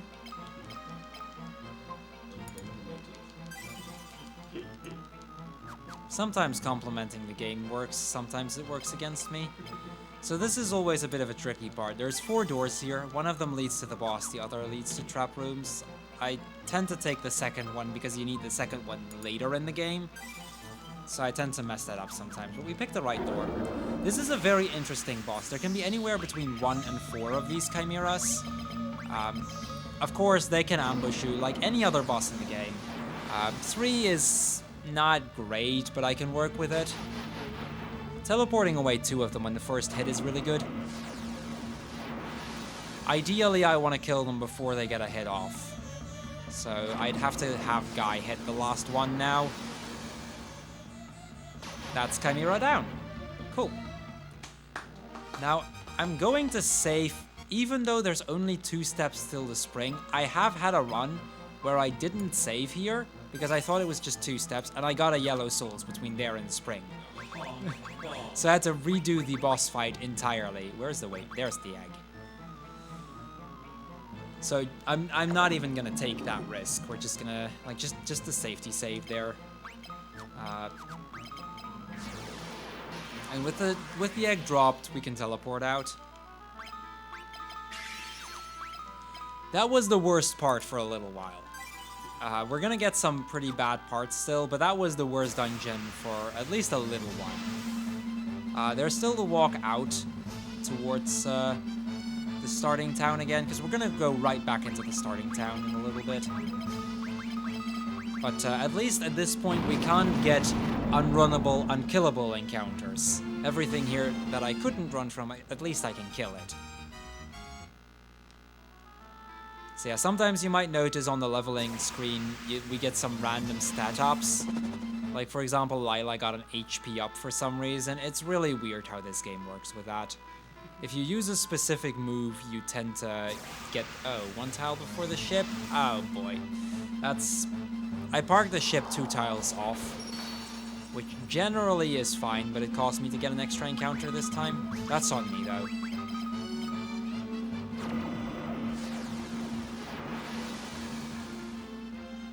It's a bit hard to see where you have to park the ship, because you can't actually tell until you're further up. There aren't that many visual cues. Come on, can we please teleport this thing away? Because they can actually kill me now. If I get unlucky, they can. It's very, very unlikely. Okay, that's more like it. Oh, we actually got a mithril shield there. That's a very lucky drop. That makes running away even more consistent. So if you thought it wasn't consistent enough, we just got some added bonus there. Now Furion is also on like 97% run chance or something. At least this game has that. There's no encounters that will have me not run for like 3 turns. So with that, we're going to go back into the starting town. We've seen what happened to the Dragoons. There's nothing else we can do. We've kind of saved the Wyvern from extinction. So I guess we got that going for us. We saved an entire species just now. But, you know, there's nothing we can do. We just have to wait for the Wyvern egg to hatch before they can actually become useful. So we'll see what everybody's up to in the starting town. Maybe Hilda is back and we can get a war plan going or something. Because we need something. Oh, I actually forgot to put the characters in the back row. These encounters aren't too punishing if I forget. Some of them are, and they can just kill me. That has happened many times. Okay, let's check up on Hilda, you know? She's been resting since we rescued her from the Dreadnought. Actually, I haven't saved in a while. Let's do that quickly.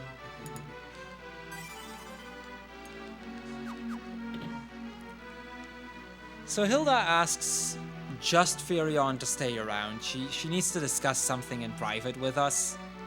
And I mean, you're not gonna... I mean, you're not gonna say no to a cute girl, right?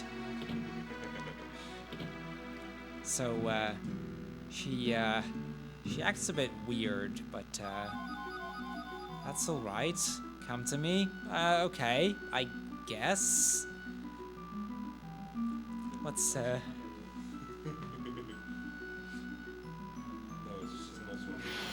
Oh, that was not really expected. Well, that's a Lamia queen. Apparently, the princess that we saved wasn't actually a princess. The Emperor was like, well, we're gonna give you a decoy princess so that if you happen to save it, we can kill you off later. He's just... Oh, wow, I actually got it first try. That's insane. It normally takes me like 2 to 3 turns. So that was a very, very lucky fight there. But that does mean that we have no clue where the real princess is. And then this guy walks in and tells us that they're actually offering the princess to whomever wins in the Colosseum. Which is kind of a deathmatch Colosseum kind of thing, like in ancient Roman times and stuff. Or Greek or whatever it is. So Gordon decides to rejoin us because, you know, Gordon, he's looking out for the princess. He wants to get back to us. Even though he was the sole reason that Joseph died earlier, we decide to pick him. We decide to just bring him along anyway. So let's go get to this Colosseum thing and see if we can save the princess there. Everything on the sea is runnable, luckily, so we can just get there pretty quickly. Now there's a pretty big piece of land I need to go through here, which is actually a very interesting piece of land. There's one unrunnable encounter. It's the Chimera, and when I say Chimera, yes, I do mean that boss we literally just fought. They're a random encounter here, but most of the stuff is runnable. So I'm gonna save again between every encounter because it's faster to reset than to kill off the Chimeras. Because Chimeras have the tendency of being a little bit hard to teleport away. So it's just faster on average to do that. It's not like we could kill them, but we're not gonna bother. So yeah, that's what I mean. If they get too annoying, I can actually kill them off. It's not a huge deal. If I waste too much time to it, then Oh. somebody on tech. That Oh, fuck. Wow. what happened? Reach over? Okay, stream still up and everything. Okay, cool. Green saver. Okay, cool. A bit of a technical issue, but nothing major. So yeah, we're almost at the Colosseum. This is literally where we're gonna have a death match to hopefully save that princess. So this guy over here, that's the Emperor. He's on his throne up there. This is the guy that we need to kill. This is pretty much the very reason we're fighting this war. He unfortunately has noted who we are. We've kind of made a name for ourselves, so he puts us up against a behemoth. Because, you know, this guy likes to play fair. It's a death match to get the princess, but he just throws us against a behemoth. Let's see how this fight is gonna go. So yeah, bosses like the behemoth can be teleported away if we get lucky. I think in my practice run 2 days ago, I actually got this first try. Again, average is about 1 to 2 turns, roughly. Well, that's Rip Gordon.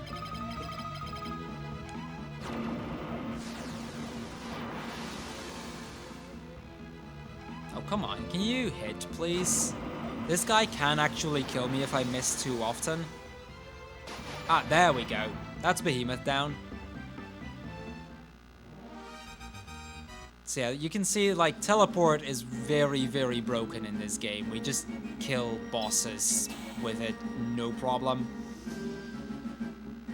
But the Emperor, before we get to attack him, he teleports away as well. The Black Knight captures us, and he sends his own brothers and sisters into prison. You know, he's gonna get us executed. His own family. He's pretty brutal. Luckily, remember that master thief we discussed about an hour and a half ago? He's around, and he's gonna help us get out of this place. Unfortunately, he's a bit of a jerk, and he decides to just move or just walk away the moment he unlocks our prisons. It's kind of a jerk move, but whatever.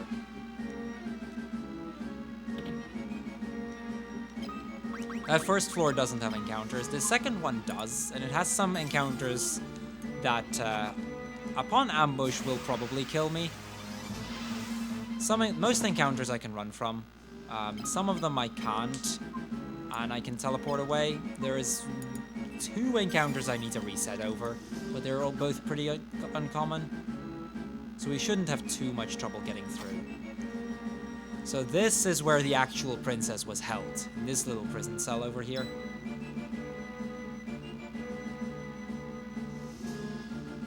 Gordon decides to escort the princess out. He doesn't decide that it might be smart to go with 4 people protecting the princess, and he can just do it on his own, but, you know, this prince has already proven that he's pretty stubborn.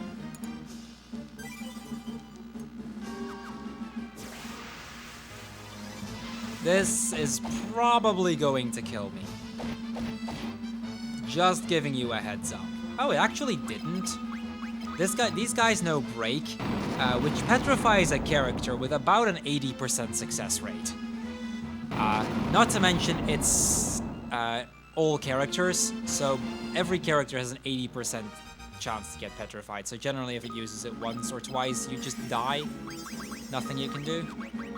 Luckily, we didn't actually need that, and we just killed them with fire. They are unrunnable, but they're pretty quick to kill. Bit of a clip through the wall there. There's some little shortcuts every now and then. Back when I started running this game, I didn't know that thing was there. So I used to walk all the way around. It took like 4 extra minutes. Again, this room doesn't have encounters. And that gets us out of the Colosseum. So we've saved the princess. That's a good thing, but we're not quite done. I mean, the emperor is still around there. We still haven't really made any progress in the war, but we're gonna change that. Because back in our hometown, the Prince Gordon and Hilda, they're actually getting a battle plan ready to take back the castle of Finn, which is which is kind of which is the city that that we met Scott in near the start of the game, and it's kind of a major strategical point in terms of the war. Because there's actually a really important item in Finn. It's way down in the cellars. You need to go through a massive dungeon there to get it. But without that, we can't ever get to the ultimate piece of magic, Ultima. Not that we really need to, because we're never actually going to use that spell, even though we're going to spend like 45 minutes getting it. But, you know, we kind of have to do that in order to progress the game anyway, so we might as well.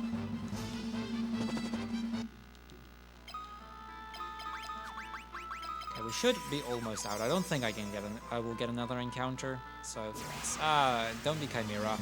Of course, that's pretty unlucky. I didn't save between those encounters, so we're just gonna kill this off instead.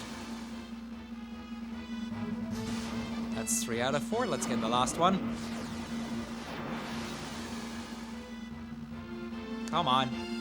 We can teleport this away, game. It's not hard. There we go. Cool.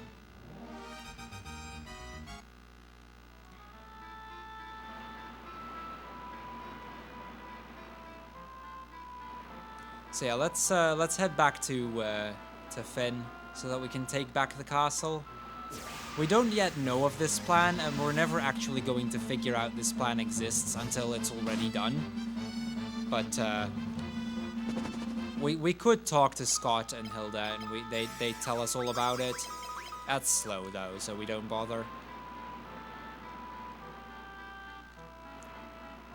So that's the starting town. That's where the rebel hideout is, but we're not going to go there. Instead, we're gonna keep moving up a bit. I'm taking this path to save me some sailing later on. Plus I can take the canoe here, which doesn't give me any encounters.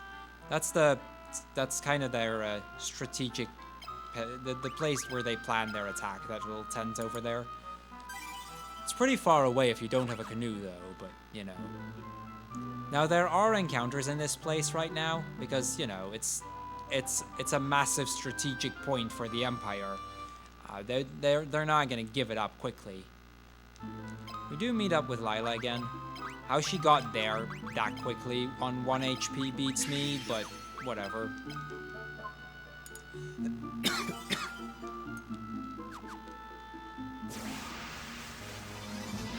This might actually be... Okay, that's unfortunate. I wasn't sure if that was runnable. I'm pretty sure it's runnable later though, which is probably why I wasn't sure. You don't get to see that many encounters here generally, so it's hard to keep them apart as to which is runnable and which ones aren't. There's 1 or 2 runnable encounters around here, but they're so uncommon we'll just teleport whatever we can. There we go, good fight.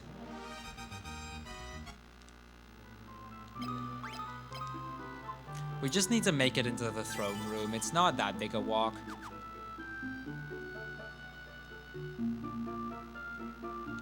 Okay, only 1 encounter though. That's really good.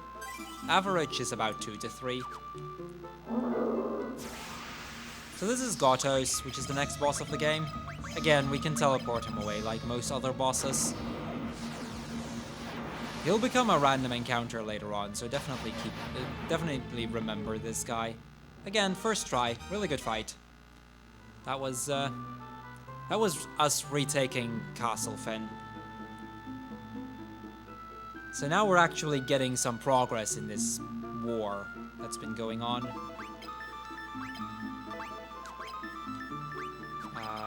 No.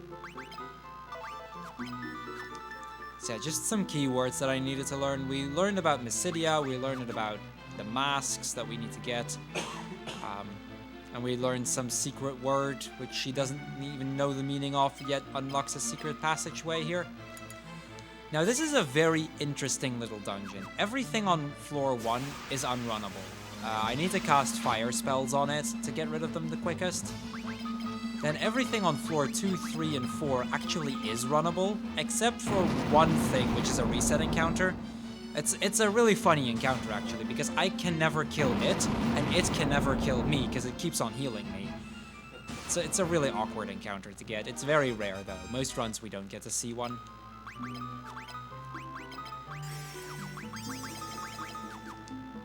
So, and then when we reach level 5, like floor 5, which is the last floor, everything becomes unrunnable again.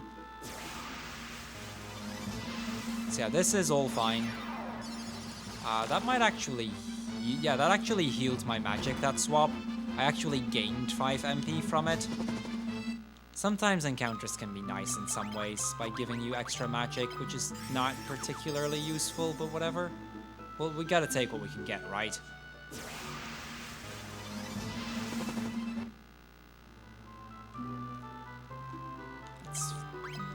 On to B3.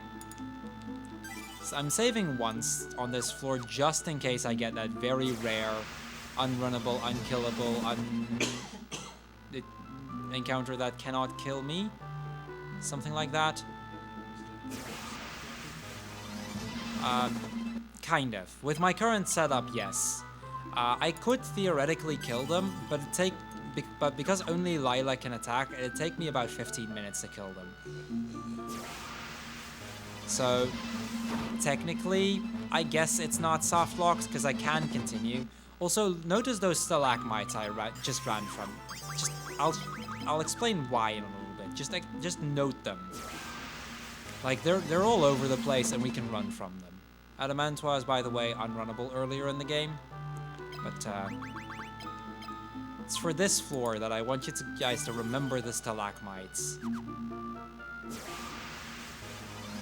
Oh, that's actually the green soul.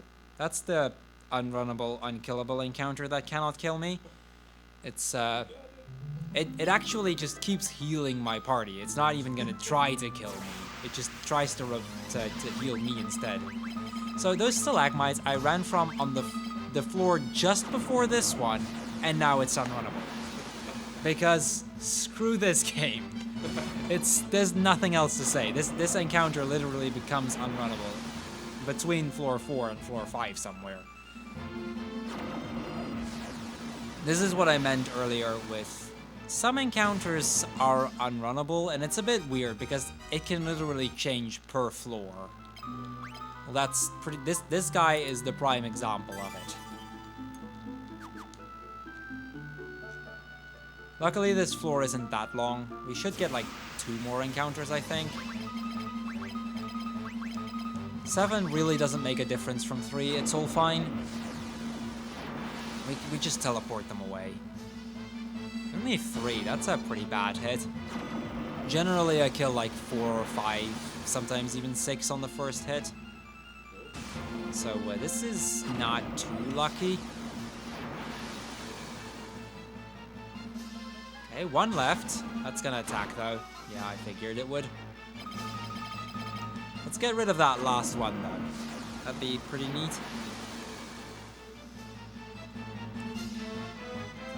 So yeah, we just have to sit around here and hope for the best. I could reset the encounter, but that doesn't really help me in any way because I'm gonna get this exact same encounter again.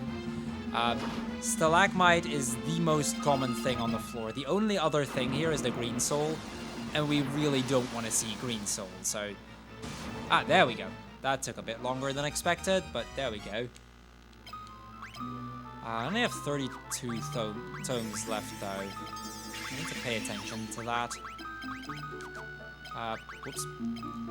Didn't mean to take that extra step, but so be it. Watch that cost me to get an extra encounter.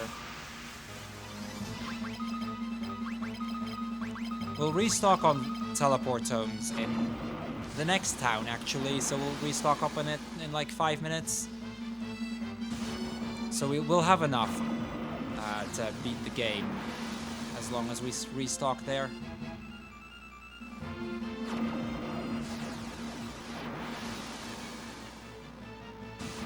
go. Now, normally I'd just run to the next chest, but because this is a marathon, and because I really don't want to see green souls, we're going to do it like that. That's the white mask, which is what we came for here. So, back when we were in the castle, the princess, she told us that Minwoo still hasn't returned, so she has no idea where he is. So, we're going to see if we can find Minwoo. And in order to do that, we need to... oh wow, I didn't actually get another encounter. In order to do that, we need the 2 masks. So normally you'd get the white mask there, and then you'd go to Tropical Island, that very small island we went to about an hour ago, and you'd get the black mask there. But because we did that earlier, we don't need to, and we can immediately go for Mysidia, which is convenient because Mysidia is around the corner from here.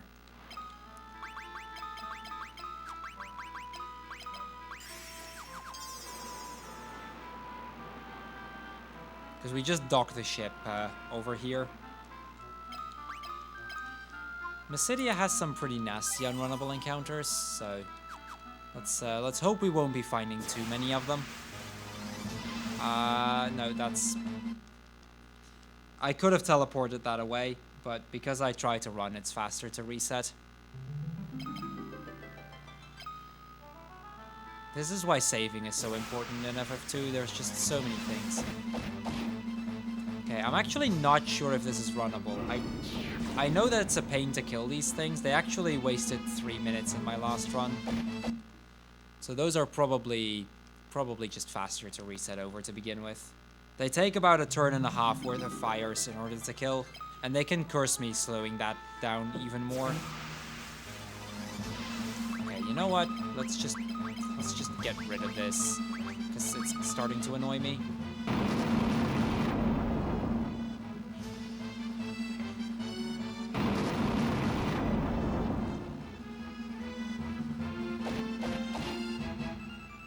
Rip Lila. Scourge is fine, as long as I don't get Curse. That's gonna kill off Furion, though. So this is what I meant with this being an annoying encounter. You can see how long this can take. There we go. That'll do. Phoenix Downs.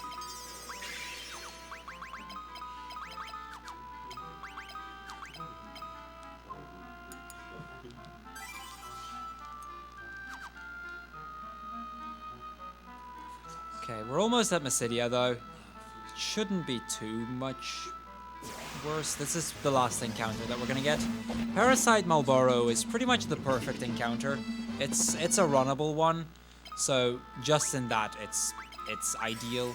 Everything that's runnable at this point is perfect to get. So we're gonna get some ice shields. Those might not seem too impressive, but ice shields will help me run from encounters even better than I already did. Let's restock Combat and Teleport. I think I am gonna buy some Blink Tomes. And then restock up on Fire. I have very little money left. Normally I have a bit more at this point. That's kind of curious, but it shouldn't matter too much. Okay, 85 Phoenix Downs for the rest of the game should be enough. And we're just gonna not get high potions. I shouldn't need it anyway. So this is where we need to use the white mask. There's a trigger in the next dungeon that if you've got the white mask on this one and the black mask on that one, it'll get rid of the doppelganger. So we needed to put the white mask up there anyway. Let's do some equipment quickly. Ice shield, ice shield.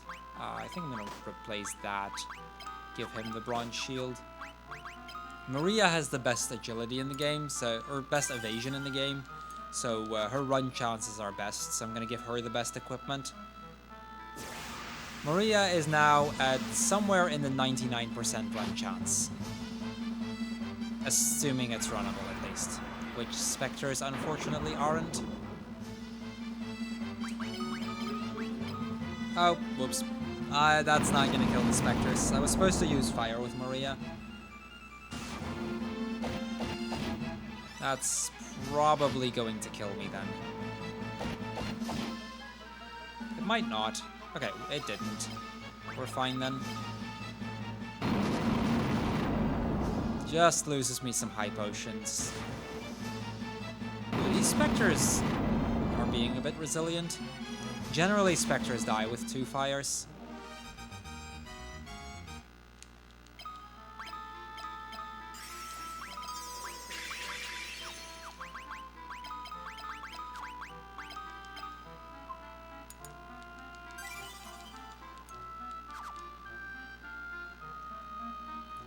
Okay, let's, so with that at hand, we can head to get the crystal rod. Pretty much what happens at this point is we needed to go find Minwoo, and he's actually on top of the crystal tower, which is where you'd get the ultimatome. But in order to enter that tower, I need to get the crystal rod. In order to get the crystal rod, I needed to grab the 2 masks. And then there is one other dungeon somehow involved for some weird reason, but I'll get to that when I get there. And I think the next dungeon, it's probably my second least favorite in the game. There's one that, no, there's 2 others later on that I dislike more than this one. Again, there's a soul encounter here. This time it's red souls. Red and yellow, to be precise. Which, again, is unrunnable, unkillable, so I need to reset over them. There's a lot of bad encounters around here. There are also a lot of good encounters around here. I can get Malboros and Parasites and stuff, and be fine. Black Flans, no big deal. As long as we get encounters like that, we're fine.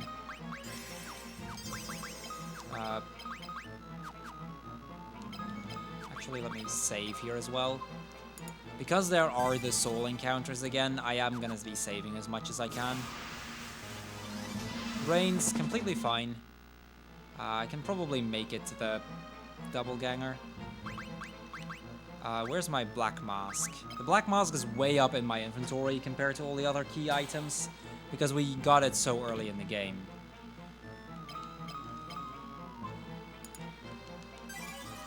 Okay, that's 1 floor done. The crystal rod is on floor 5. There's no boss for it, so we just need to get to floor 5 and we're fine. Encounterless floor 2. Really nice. That's not lucky in this game, because I was gonna get that kind of length without encounters at some point. Brains, even though it's an ambush, I'm fine with this. I can run. Running is good. Formation. Save.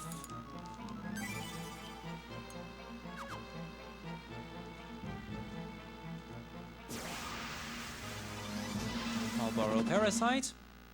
This has been pretty lucky so far. I've not gotten any unrunnables yet, luckily. Let's hope that stays that way. I probably jinxed it now, but again, Marlboro, completely fine.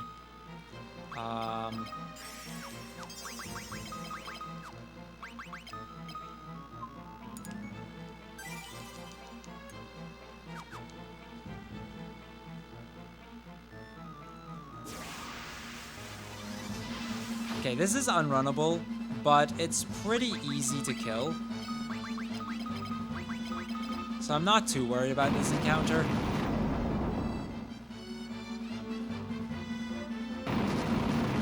Could use some cushions. Talk about this chair. Yeah, those chairs are really shitty if you have to sit on one.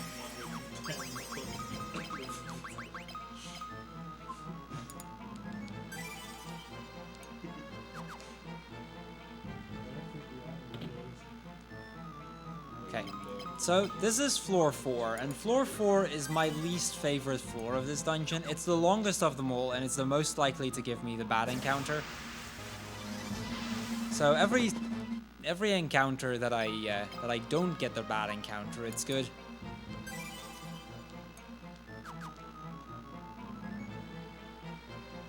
A good stretch is without encounters, which is really nice.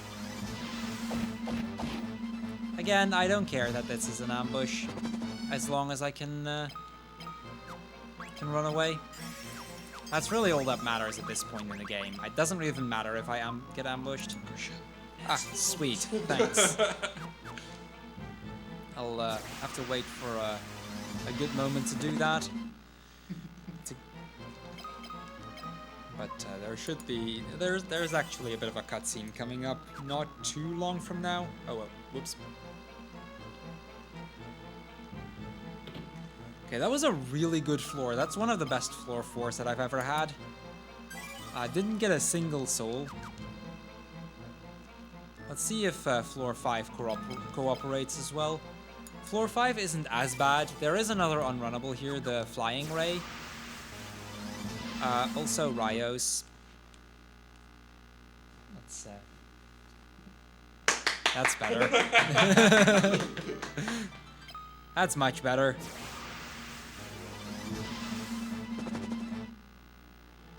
We'll have to get a really comfy run. Okay, even though we got the Rios, this is still one of the best Mysidia caves I've ever had. These are the flying rays. They are actually unrunnable for the remainder of the game. But, oh wow, first try. Nice. But we can teleport them away, so I'm not too worried. We get to see a lot of little chests around here, but I'm not even going to bother getting them. There's nothing useful in them. Another Malboro. It should be 1 or 2 more encounters until the end.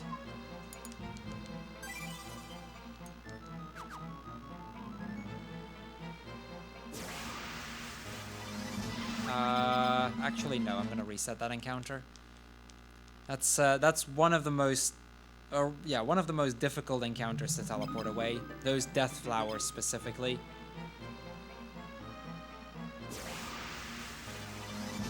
Oh wow, that's the unrunnable, unkillable encounter. And there was me sitting thinking that we wouldn't be seeing it anymore. Well, this game never disappoints, I guess. I'll save a little bit closer so I need to walk less, just in case that happens again. Oh, come on, game. Come on, game. You save.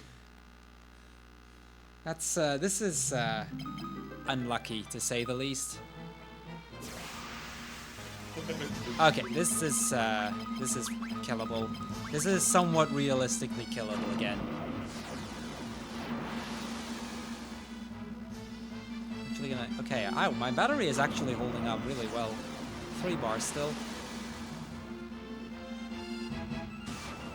I was a little worried that my battery of my PSP wouldn't last throughout the run, but I think it will at this point. Okay, I'm not gonna save again because we're practically at the crystal rod. There it is. That's all we needed to get. That one chest. That's what we did that entire dungeon for, but we can't progress without. And now we can just teleport out again.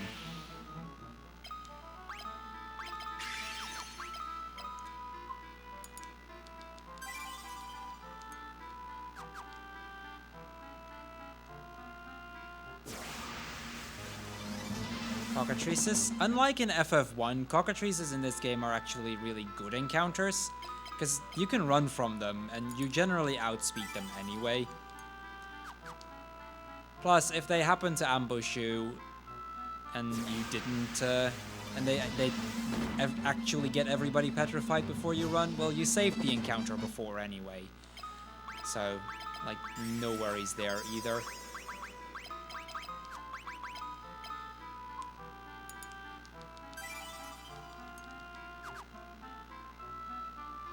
Once we get back to the ship, this becomes a little bit easier.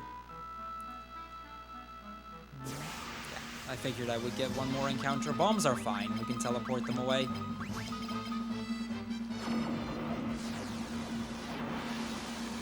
Now, before we go into this crystal tower that I mentioned, there's actually one little dungeon in between. Because we're gonna go here. Crystal tower is here, but because we have a crystal rod, Leviathan doesn't really like that, so he swallows us. Because, you know, that makes sense, right? He doesn't like the fact that we have a crystal rod, so he pretty much swallows the entire ship and everything. Gonna make a safety save here. I shouldn't need it. I've only died once in this dungeon. It's very unlikely. Like FF1, as long as I walk on the tiles where I take damage, I can't get an encounter. So I'll be using those as much as I can.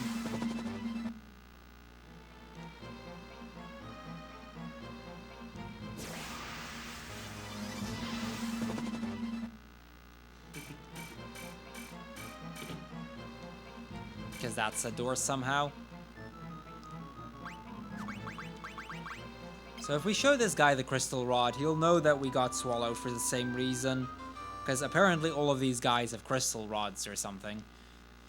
And he decides to join in on the party, which is pretty good. He's a pretty decent character for this part of the game. Plus, we now have that fifth character again that we kind of need, or the fourth character again that we kind of needed anyway. So it's pretty convenient. He's got a good amount of health that we're not gonna ever make use of. Let's see, let's heal up these three characters quickly. And that gets us to the next boss. So this is the roundworm. He happens to ambush me and one-shot my character. As with any boss, they can ambush, it happens, nothing we can do. This boss generally isn't too bad though. If we can get a teleport to hit, but you know, that's been harsh throughout the run. There we go. That's roundworm down.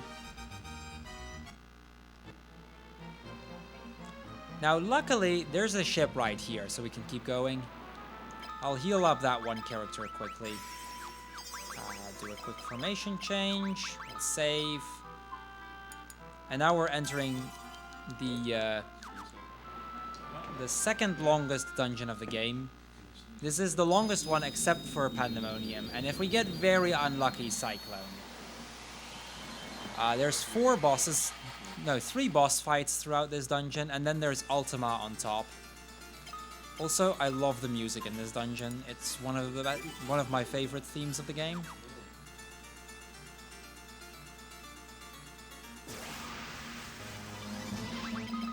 So, throughout this dungeon, there's a ton of encounters that I need to reset over. Hopefully we won't be seeing too many of them. There's a couple of encounters that I can teleport away like that. So, not all of them are bad, but there's some bad stuff around here.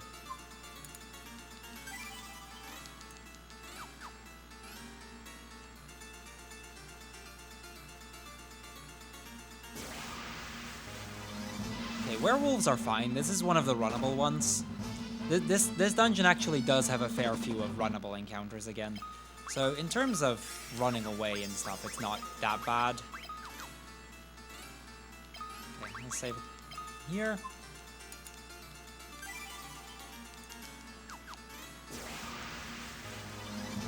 This is unrunnable, but I can teleport it. So you might remember the Bighorn, that boss we fought when getting the Black Mask. Well, it's a random encounter here, no big deal. They just show up out of nowhere again.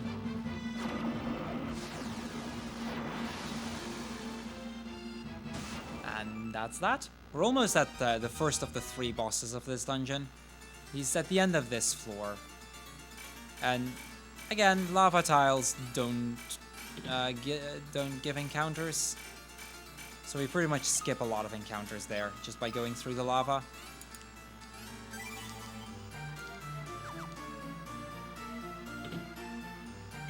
And that puts us right in front of this boss. This is the Fire Gigas, which is the first of the three Gigases that we're gonna fight. So you'll notice throughout most of the floor, some of them have some elemental themes to them. Like this was a fire-themed part, which gives the Fire Gigas. But again, it's a boss that we can teleport away.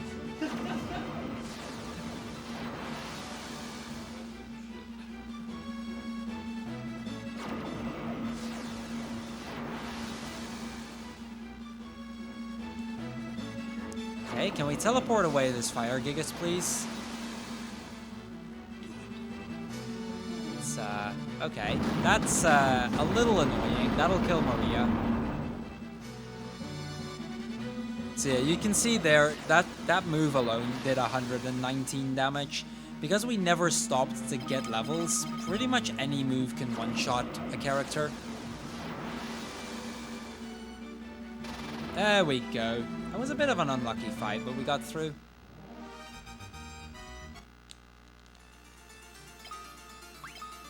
Let's Phoenix down her.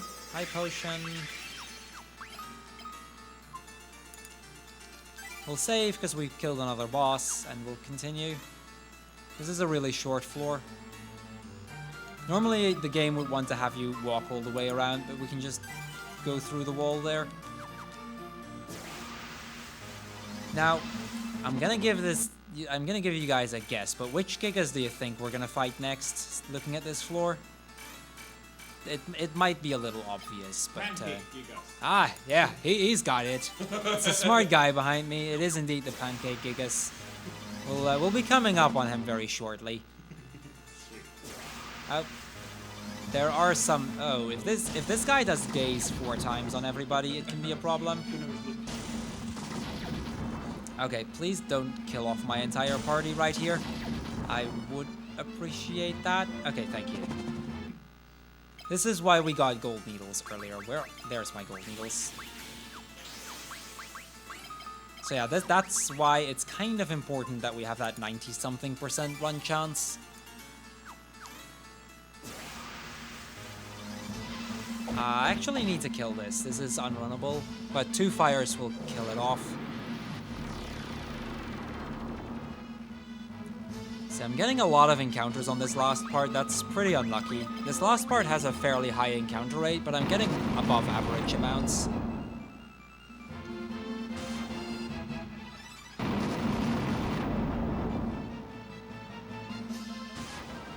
There we go. That's that one down. Let's not use a gold needle to heal that. That won't really do much. I need to still change formation. Gotta remember to do that. There we go. And again, just before the boss, we're gonna save again.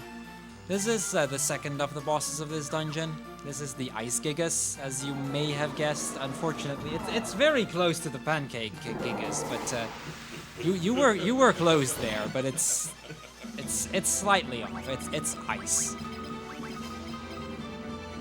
Yeah, I know. I'm sorry. I'm sorry I got your hopes up there.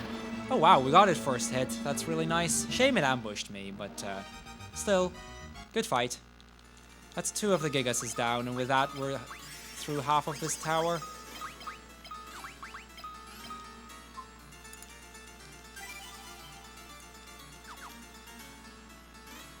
Okay, this is the longest floor in the entire dungeon, and it has red souls. Here we go again. This is, again, FF2 in a nutshell. It happens. Nothing I can do. Would you consider doing It's actually been done on the GBA version. Somebody did a single segment run. It's about 20 minutes slower, which isn't actually... But he did get a very lucky run, but it was about 20 minutes slower, I think.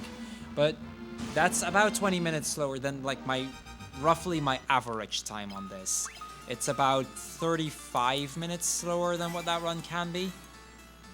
Like if you get a good run, but because this has a lot more RNG to it, it kind of comes down to luck. There's a French runner that has done it. I haven't seen the entire run, but at least from what I've seen, it was a single segment run. But it's a very awkward route. And then PSX is also a very interesting one in that it doesn't have this... it doesn't have the teleportation part that this run has, so PSX is also a very interesting run to look for in FF2. There's only one runner of it, Rory Extra Life. But he runs that category from time to time. So it's a pretty interesting run to watch. It's a very different round from this. It's about twice the length. It's, I think his time is like just over 6 hours.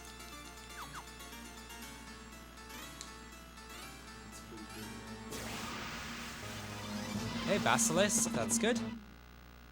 Let's save up again. So that was floor 6. That was the longest floor we had left.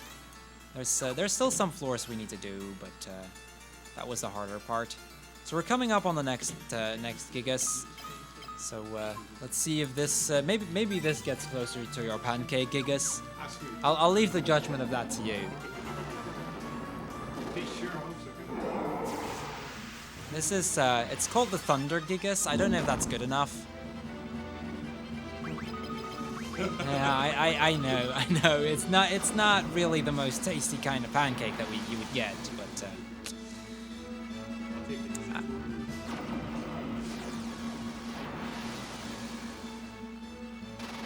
there we go. That was again a good fight. Pretty decent Gigas fights overall. Just the first one that didn't really cooperate too much. The second and third one did both ambush me, but that shouldn't matter too much. From here on, we're done with all the bosses, but we still need to make it to the top of the tower, which is easier said than done, to be honest.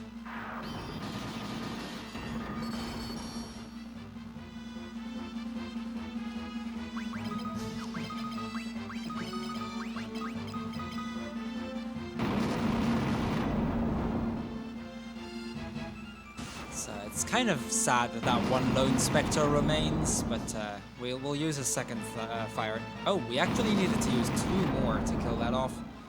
That's a bit unlucky.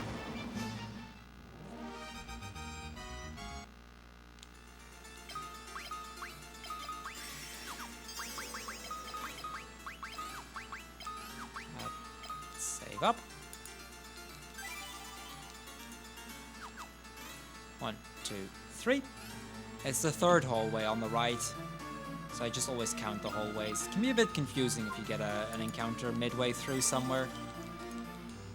Ultima is on the next floor. This is the last floor that we need to do in terms of actually having to beat through all of these encounters. So we're very, very nearly done with the second longest dungeon of the game. Gold needle.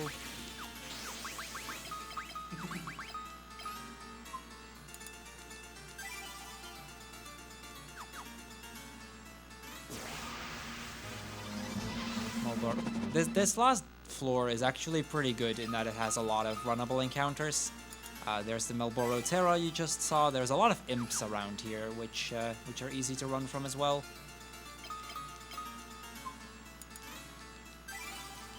So we should almost be done here. There we go. That was Mysidia Tower. So we finally meet Minwu after, what was that, like an hour and a half? Like an hour and a half since we last saw him or something? It might even be more. And he's gonna break the seal to get Ultima. So let's see some powerful magic going right there.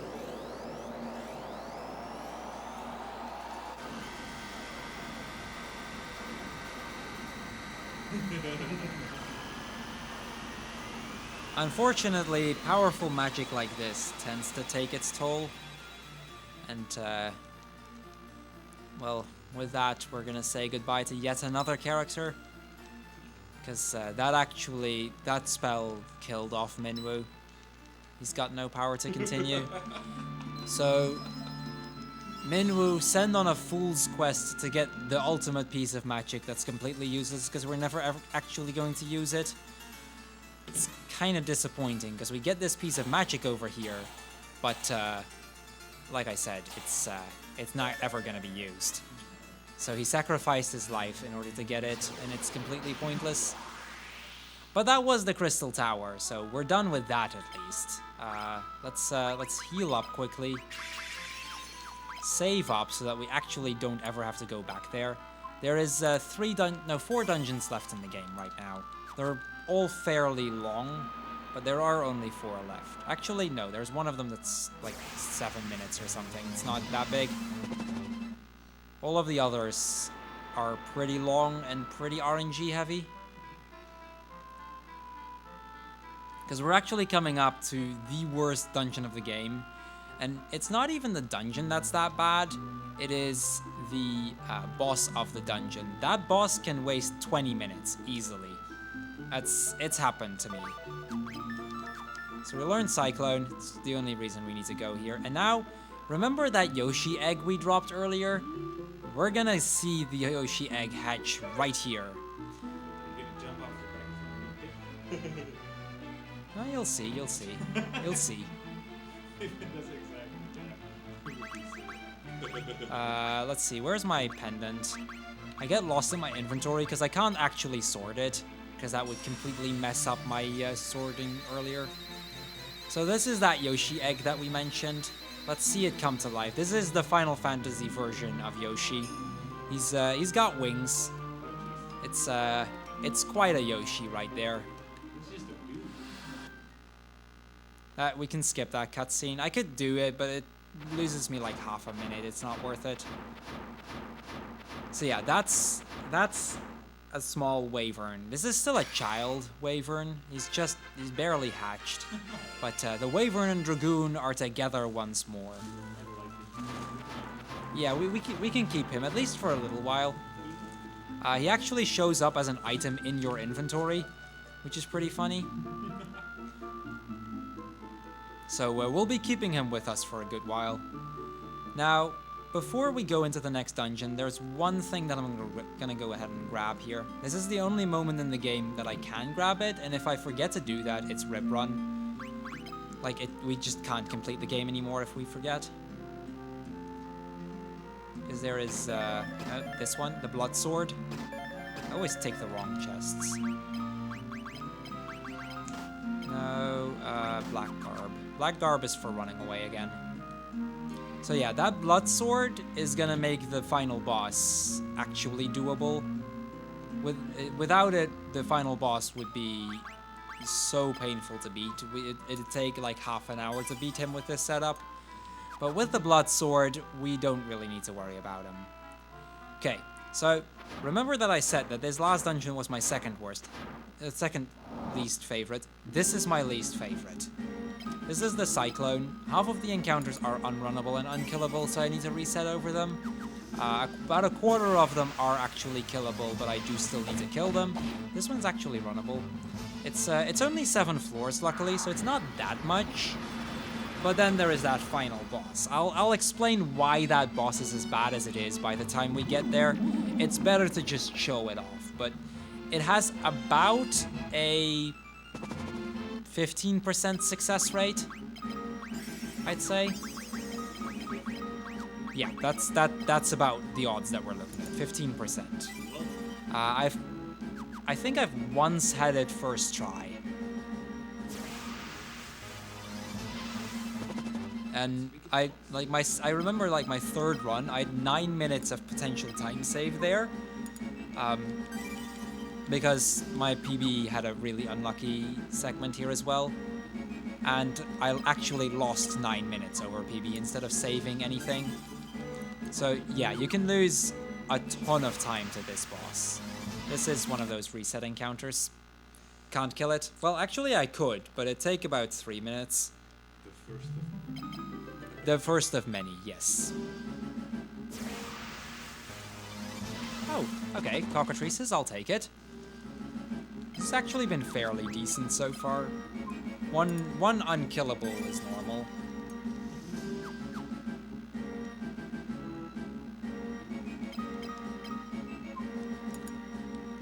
Understand now what I meant with saving after every encounter? Nope. Oh, there we go again.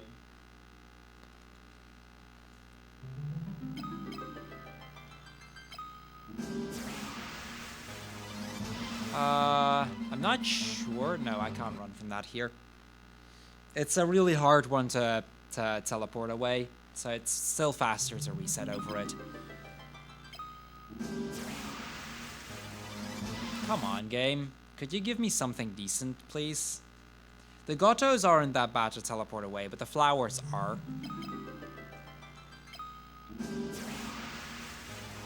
Okay, there we go. That's better. These guys... Oh, he actually petrified and killed him in the same turn. That's pretty nice. It doesn't make a difference, because the killing actually goes before the petrification, so it just shows up in the animation, and then I don't need to use a gold needle. Nope. The Black Knights there I can kill pretty easily. The wood golems are a problem. Let me save again here, just in case. We are on the 4th of 7 floors, and 7 is a really short floor, so... no, I didn't think so. Like I said, it's mainly that flower that's a pain to teleport away. After this dungeon, that flower becomes runnable. But up until the end of this dungeon, we just need to hope for the best. Okay, Royal Guards. Royal Guards are fine.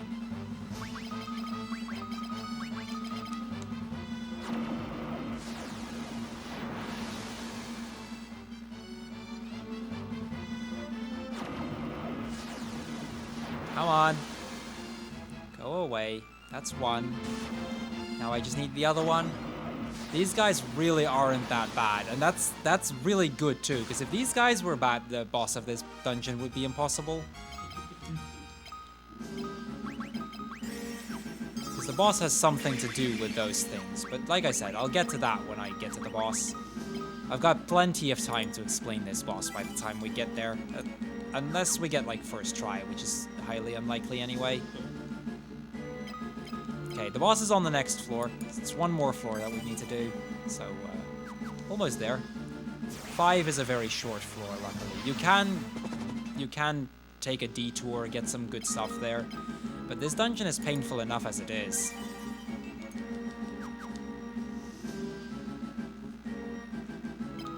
Okay, that's the stairs. Can we do this? Can we get to floor 7? Of course not. Oh boy. Well, that was, again, unrunnable, unkillable. Well, no, yeah, 2 is actually unkillable. 2 would kill me before I'd have a chance to kill it. Or I'd get in a heal loop, where I heal off as much as they deal damage. Just as long as until I run out of Phoenix Downs, and then they kill me off anyway, so 2 is actually impossible.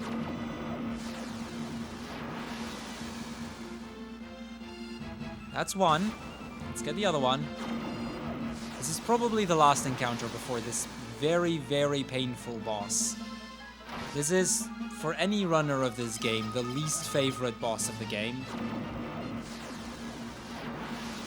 Come on, get rid of it. Thank you. Warp, that's just a waste of frames, really. Okay, I'm not gonna heal up to full until I'm on the tile before the boss, just to play it safe, because I can get encounters here like that. Luckily that was a runnable one. Okay, I should have healed up to full and then saved actually. So first off, I'm gonna heal up with high potions. I'm gonna heal up Rickard to full. Now, this next fight, this fight is 3 parts instead of just 1. There's 2 packs of Royal Guards and then the actual boss. I don't get a chance to heal between every fight, so I have to actually beat them without healing. Every single one of the 3 packs could ambush me, and if Rickard dies before I kill off, or before I enter the last fight, I am pretty much guaranteed to have to reset. So yeah, it's 3 parts, and you actually need to not get ambushed on the first 2, or it's usually a reset. It's fine if he gets hit once, he won't die of that. Okay, that's 1 pack down, but we're not in the clear yet. There's still 2 packs to go. Again, wasting frames to getting a unicorn horn. Okay, 2nd pack of the day, and this is really bad. Please don't kill him. Okay, he actually survived, so we're lucky in that... Oh, whoops. We're lucky in that he's alive, and because he's alive, we might actually have a chance of still winning this. We can pull back from this. I'm gonna need a lucky last fight, though, so preferably not an ambush. Oh, this is... If Rickard dies, I have a very small chance of still winning the fight, but it would be very painful. Okay. I'm not gonna give up yet. I need to not get... If I get an ambush on the next fight, it's an instant reset. If not, I need to teleport 3 of the 4 characters away by the end of the first turn. If I don't, it's a reset. That's pretty much what this fight is going to come down to. So I need to not get ambushed and teleport 3 out of 4 characters by the end of turn 1. Reset. Yeah. It's just resets everywhere. So let's see. Yep, that's a reset. This is how you can lose 20 minutes to this fight. Because this can happen a lot, and I need to just continue until I beat this guy. Nothing I can do about this. Okay, not an ambush. It's about a 50% chance to ambush me, so it's pretty likely to happen as well. I'm getting very unlucky with my teleports right now, though. Please get that last one. If we get the last one, we're in good shape. Nice. Okay, good first fight, but we still have 2 fights to go, so we're not in the clear yet. Also, remember that wood golem that I said it wasn't killer? Oh, this is bad. Okay. I don't need to reset just yet, but we're in pretty much the same position as last time. Only I also need to teleport all of these 4 away in turn 1. But the wood golem that we saw earlier that I had to reset over, it's in that last pack, and it's not, you can't teleport that away. So we're gonna have to kill that manually. Okay, so again, if it's an ambush, I reset. If I don't kill 3 out of 4 characters in turn 1, it's a reset. Oh, it's turn 1, not just... No, turn 1. But we got ambushed again. Oh. Now, we get 3 hits off before they get to attack because we're faster than them. So we have turn 1 to kill them off. And it's not always bad if we don't get the Emperor himself. Yeah, we'll survive this. I can continue a little bit longer. So yeah, this fight alone added like 15 to 20 minutes to the estimate. Oh, damn. It's I like in my estimate I accounted for this fight going as bad as it could possibly go, which is about 20 minutes. That's the worst I've had. So I accounted for this taking 15 to 20 minutes. We'd be on pretty decent pace if not for this, though.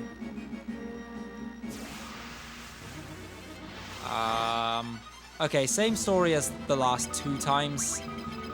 I need to teleport them away first turn, and I need to not get ambushed on the next fight and teleport 3 out of 4 away there on the first turn. I've been getting to this last fight, though. That is already pretty rare. Okay, let's see. Oh, we didn't get ambushed this time, so we actually have a chance. If I teleport away the 2 royal guards, we have a chance of winning. That's... okay, we have a chance. We're not done yet. I need to get rid of the Emperor, because you can actually just teleport the Emperor away. He's the somewhat, like, the final boss of the game. Okay, we win.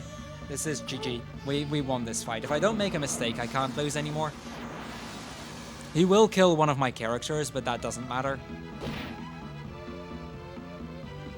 Because this is what we have Phoenix Downs for. Just so that we can do something along these lines. We're gonna pretty much stall him with healing. I'm gonna have one character heal off whomever he kills. And I'm gonna use fire tomes with everyone else. Effectively dealing about 300 to 400 damage a turn.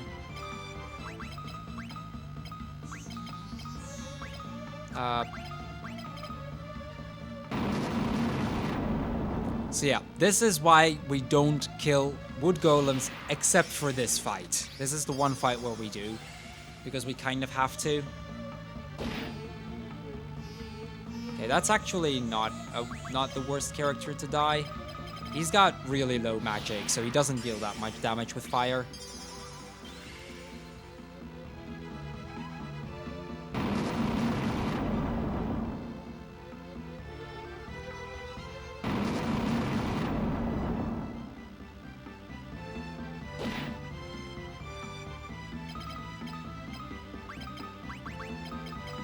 I can't actually have Rickard use the Phoenix down, even though he's the weakest with the fire tomes. He's sometimes slower than the wood golem, which could get me back in that heal loop, and I really don't want to get there. Oh.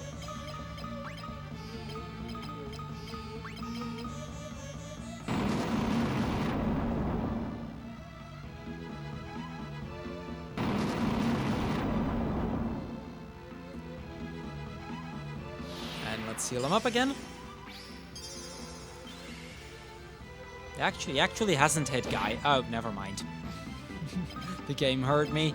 I guess that's fine though. It doesn't matter if he kills Guy. We get to heal after this battle anyway. Although no, I mean we just killed the Emperor. Like this is the end of the game. Not really, but this is where the game has you believe that it's the end of the game because you killed the Emperor just now. So you'd imagine that you'd be done, but we're not actually done just yet.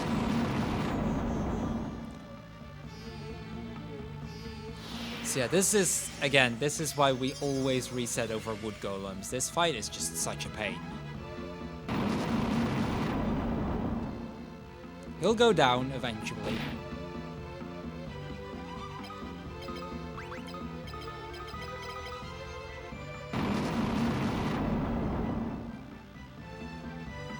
There we go. Okay, that was Emperor 1. That was the most RNG heavy fight of the game. So I'm glad that's done at least. We killed off the Emperor, which probably means that the Empire is gonna fall right now. It should be done, right? We've killed the Emperor himself. We've taken back the castle. You know, let's celebrate, because I think we earned that, didn't we? Yeah, we earned that. Let's get back into the castle, and let's throw a little party here. There we go. But let's just. I mean, this is back in medieval times. We gotta have a bit of a nice dance, you know. It's kind of what's gonna happen, but not really sure if there's any beer around, but.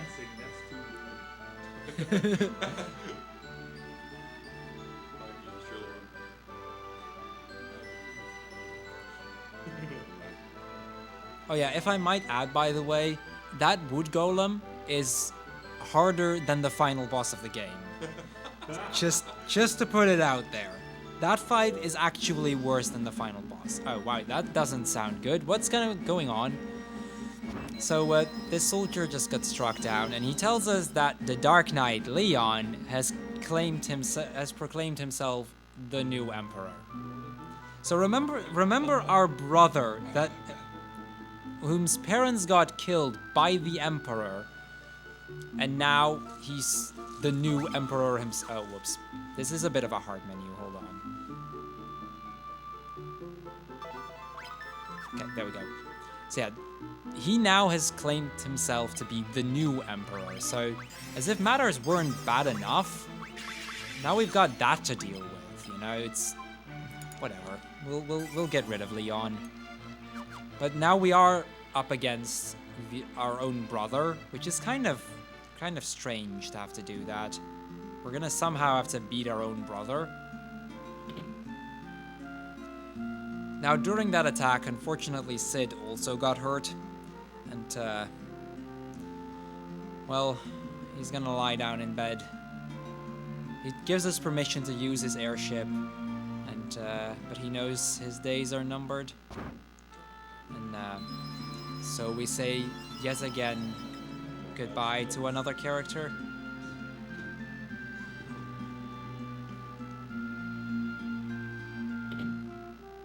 That's the longest we get to hear that theme, by the way. It's because it actually keeps on playing while you go through the house. Okay, 3 dungeons left. Let's do this. This is, I think, roughly 220, 225 pace. So we're on okay pace. The Emperor could have gone far worse than it did. I mean, it was still a pretty bad fight, but you know, it's the Emperor 1 fight. It's always gonna be a bad fight. I should have probably put them in the back row. Please don't punish me too much over it, game. Okay, the game didn't. The game was nice.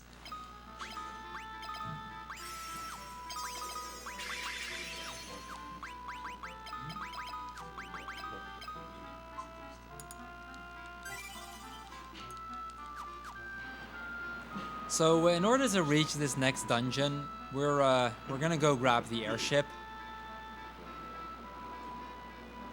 With Sid dead, he left us his airship so we could finally put an end to this pointless war. So let's get the airship. And this is the first time that I actually take control of the airship myself. We don't get to do that much in this game, but let's do that for a change. Now this is Palmacia Castle. It's only reachable by air. There we go. This can be a very easy dungeon. It can be a very harsh dungeon. That depends on my luck. Almost every encounter is runnable here, except for 3. And all 3 of those I'm going to... No, there's actually 4. There's one really, really rare one that I've only seen twice. But it's 8 floors, so it just comes down to how many of those we're going to be seeing. There's the General, which is unrunnable, Imperial Shadow, which is the very rare runnable. Flying Rays, I consider teleporting away. That was a boss earlier, we can now run away from it, no big deal. And that's the General. And then there's the Death Flower, which we also reset over. It's kind of unfortunate because I didn't save after that last encounter. I tend to play this part a little bit more risky because almost everything is runnable, which usually ends up backfiring on me. But that happens.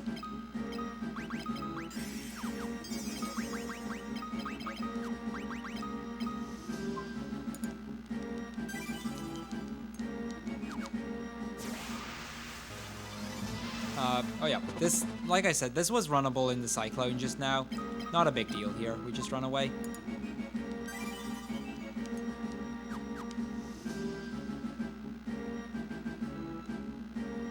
I remember that during my first couple of runs, I actually thought that most of these encounters weren't runnable, so I just kept on resetting over runnable encounters. Because like everything here, like the Gottos, the wood golems, they're all runnable in all unrunnable in earlier dungeons. We get to see a lot of old bosses here, for example. But somehow the game triggers this as runnable now.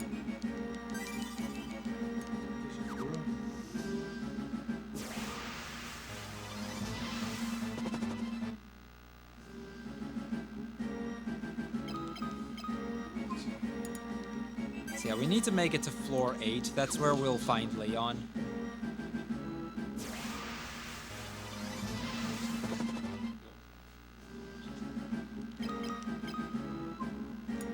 Oh, let's actually save and not press no. That happens if you mash too fast. So Devil's Bloom is fine. Devil's Flower, or Death Flower actually, which has the same sprite but a bit lighter in color. That isn't runnable, so this one was fine. Again, unrunnable in a few other dungeons.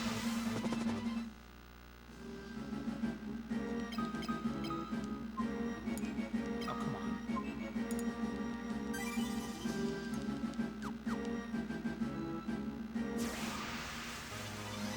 on. Yep. That's a reset.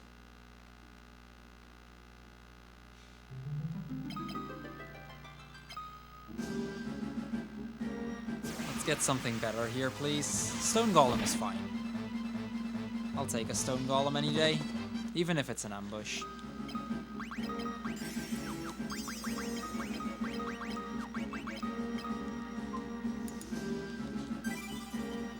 So we're already about halfway through this dungeon. There's 2 long floors left, and then there is one really short one after that, and then one somewhere in the middle. Like not too long, but not too short either. Usually the next floor is where RNG likes to screw me over the most.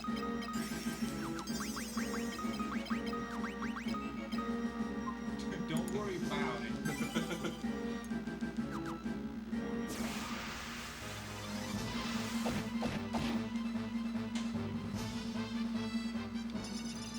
So yeah, magic spells still hit, but any other spell won't. Unfortunately, they both use a magic spell. It's the confusion isn't too big a deal because we've only got shields equipped, so whenever we attack one of our own characters, we attack with a shield, which ends up not doing anything.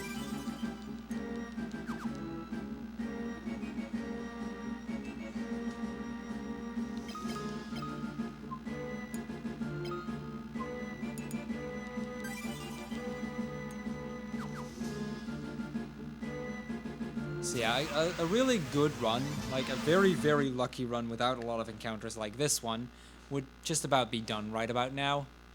But we still have a little bit less than 2.5 dungeons to go. One of those two isn't too bad. The other one can take a while. Nope, that's not gonna work. I need something other than a death flower or a general there.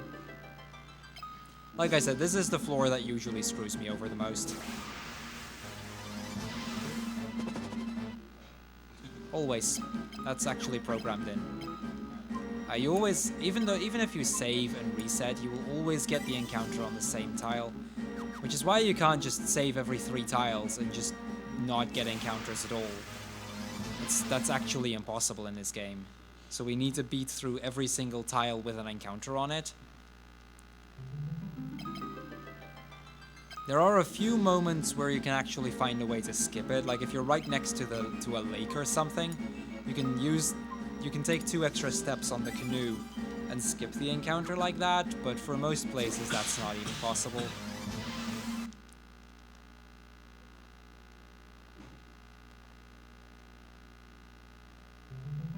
I think the world record run is about to enter the final floor of the final dungeon right now. So just to give you an idea of how far behind we are, and that's pretty much all on, well, not all on RNG. I made a few mistakes in the early game, but the bigger part of that is just RNG. Okay, this is the shortest floor. This is the before last floor that's left. It's also the shortest of them all. We're through the worst floor though. That last one is the worst. That 6F is the worst one. And this is the floor with Leon on it. Unfortunately, we can't walk through a wall here, at least not that we found. So we just have to walk around. Lamias are fine. I don't care. We'll just waste a bit of time getting the ambush.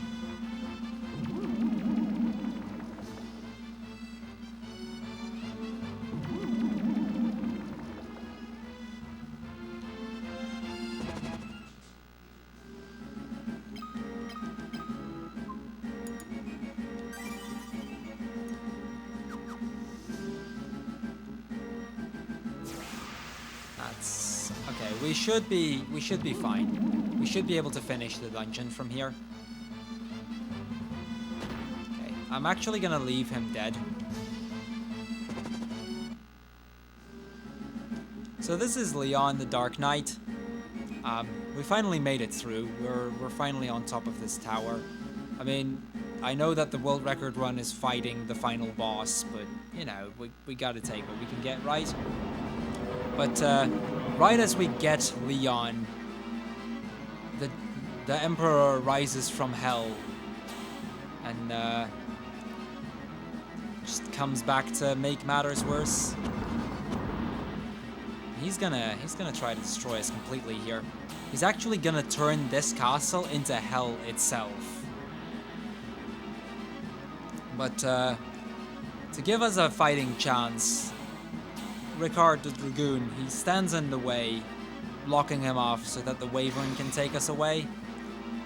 Which, although we don't actually get to see it in this part, we do get to see that he died in Soul of Rebirth, but that again means that another character just died, sacrificing his life to save us all.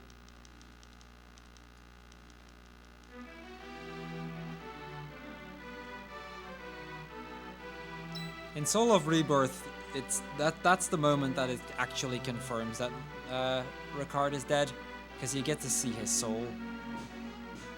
I think maybe in ending screens as well, but I'm not completely sure.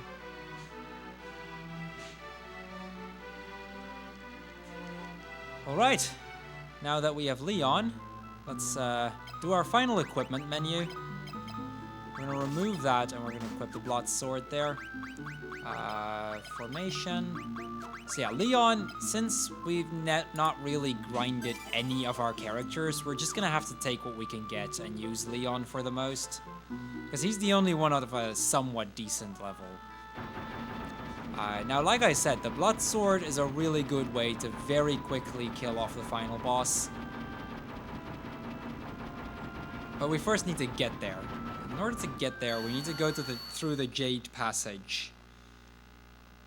Which is actually kind of a break from most of this run. The Jade Passage only has 2 unrunnable encounters, and they're both pretty uncommon. There is one encounter that could instantly kill my party if I get ambushed by them, but it's fairly unlikely. Morning.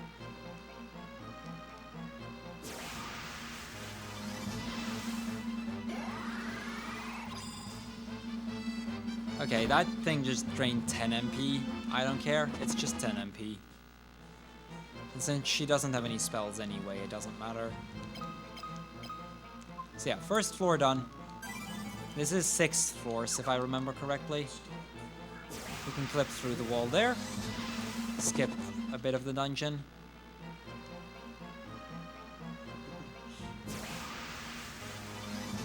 So yeah, it's that Abyss Worm. If I get a bigger pack of Abyss Worms and they happen to ambush me, it can kill off my party. It's the only encounter that can reliably kill me in this part of the game. So this is the longest floor left.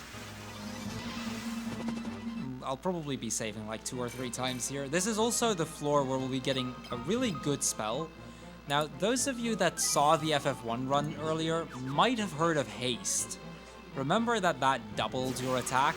Well, in this game it's even better. It doesn't just double your attack, it can actually like quadruple your attack or something. It's ridiculously overpowered.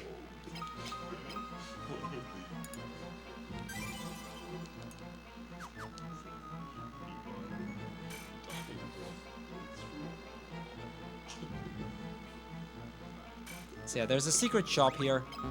Oh, that's actually... Okay, I'm gonna see if I can sell something, because that is not enough. Where's my elixirs? I want to have 2, and preferably 3. I can't... Yeah. I know. That's not enough. Not in this game. Okay, that'll at least get me 1 more. 2 hastes is not ideal, but it'll work. Yeah, but even despite that that practically TAS mini game earlier, it's not enough.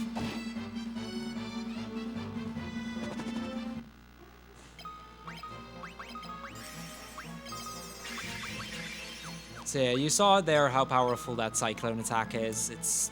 If you get ambushed by 4 of those, you're probably dead.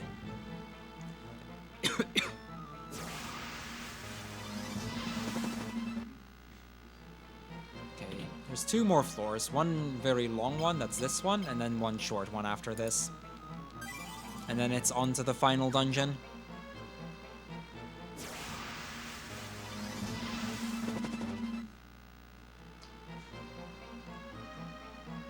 Luckily the encounters in this place aren't that bad. It's kind of the break between all the bad dungeons.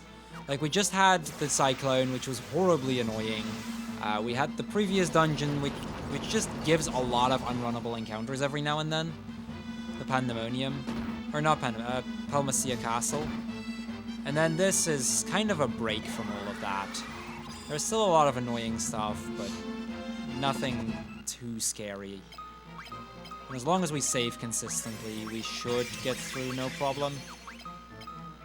I need to watch my high potion count though, because I don't have a lot left, and I kind of need some for the final boss.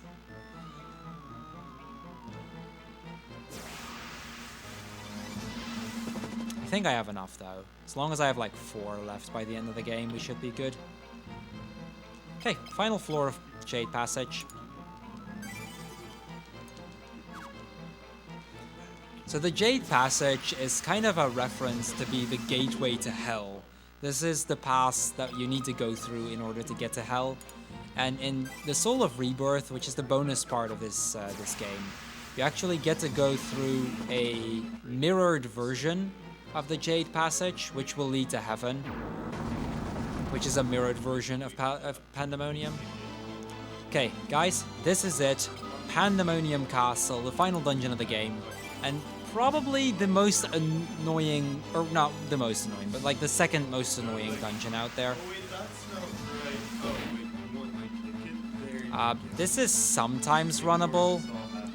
Okay, Mithril Golem, right off the bat, very interesting encounter. It sometimes is runnable, but then sometimes it isn't. I have yet to figure out how exactly it works. It's a really weird encounter, that. Like, sometimes I just seem to run 100% consistent, and then sometimes... nope, Beast Demon. There's actually very little runnable stuff in here, and there's a lot of unkillable, unrunnable stuff here. So you'll be seeing me reset for days here. This is worth a shot, actually. The Lamia Queen is unrunnable. It's fairly hard to teleport away, but it's doable. But yeah, on average, a floor takes about 2 to 3 minutes because of all the resets. Whereas if you could walk through encounterless, I think it'd take like maybe a minute, maybe even less. My PB was actually, I think, 5 minutes behind going into this dungeon, and then I somehow saved 6 minutes here. Just because of not having to reset as much. It happens. I think there is about 2 minutes of time save here in the world record run, because he had pretty good luck, but not great.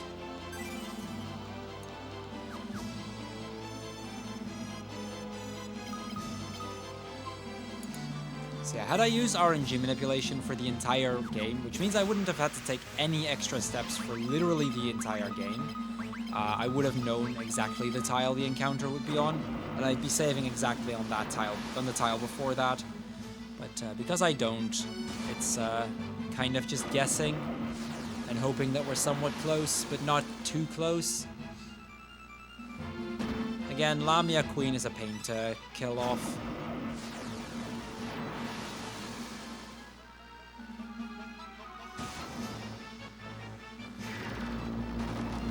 This could be bad. Okay, fine. 3 characters paralyzed, but they all broke out. That happens. That's the good thing. Status effects tend to wear off quickly. This is, like I said, this is a hard to kill encounter. Okay, that's the Lamia Queen. Now I just need that crrool, however you want to call it. I have no idea how to pronounce that thing, but rib cat thing, exactly. Those cat things alone are runnable, by the way. So ideally, I could just get a pack of those. Oh, Death Rider. This is runnable. There we go. That's a quick encounter.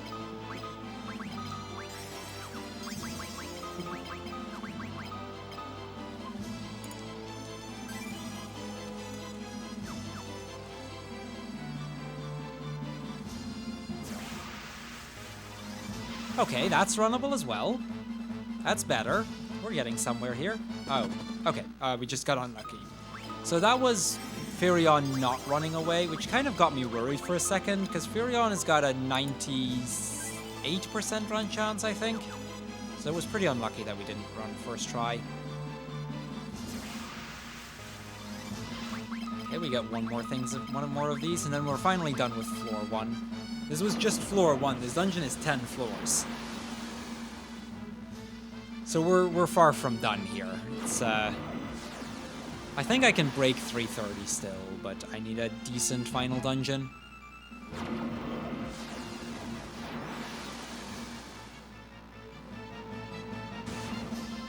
It's really hard to estimate how much longer it's going to take from here, because there is so much that can happen here. So yeah, you might have noticed that did 0 damage. Those cat things actually have an they're kind of the mind flyers of FF2. They can kill upon hit. So even though it did 0 damage, it still killed. Not that it matters. Leon is kind of there to just die. We only need him for the final boss. Everywhere else, he's just the guy to take damage. He's the least likely to run from encounters, which is why we use him.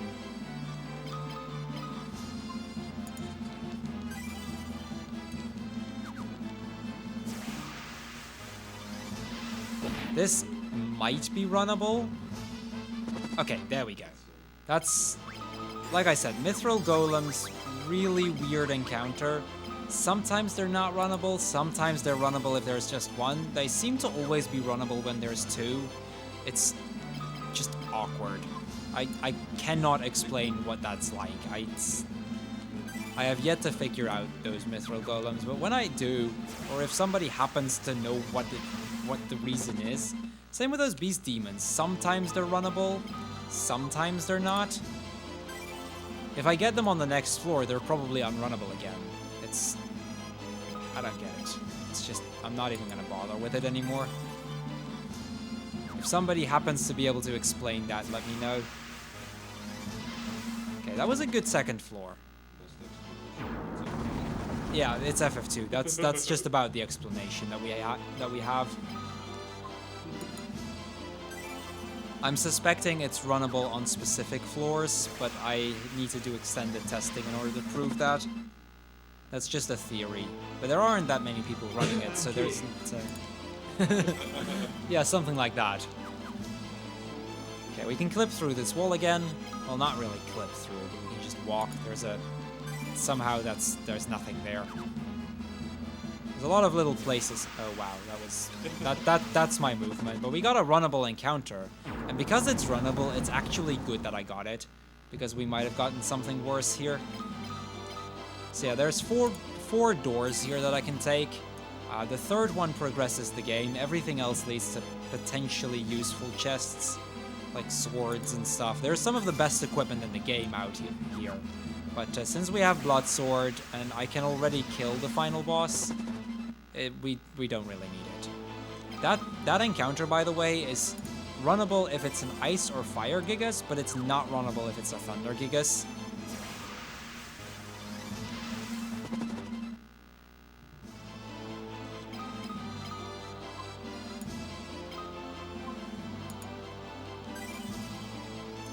Yeah, this is definitely not PB. That's unfortunate. My PB is a 3:16:59, so we're pretty close to that. And that was a pretty unlucky run. So this is an okay run. It's for a marathon, I'll take it. I need to watch my high potions. I've got enough left, but that needs to not happen too often.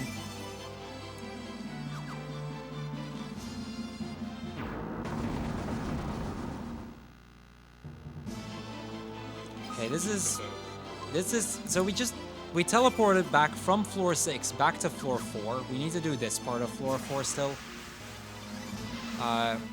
Okay, not runnable this time. See, that was runnable earlier. Now it isn't. I don't know.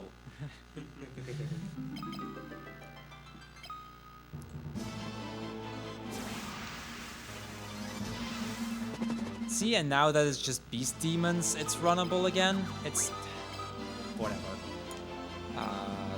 Come on, save. Still, this has been...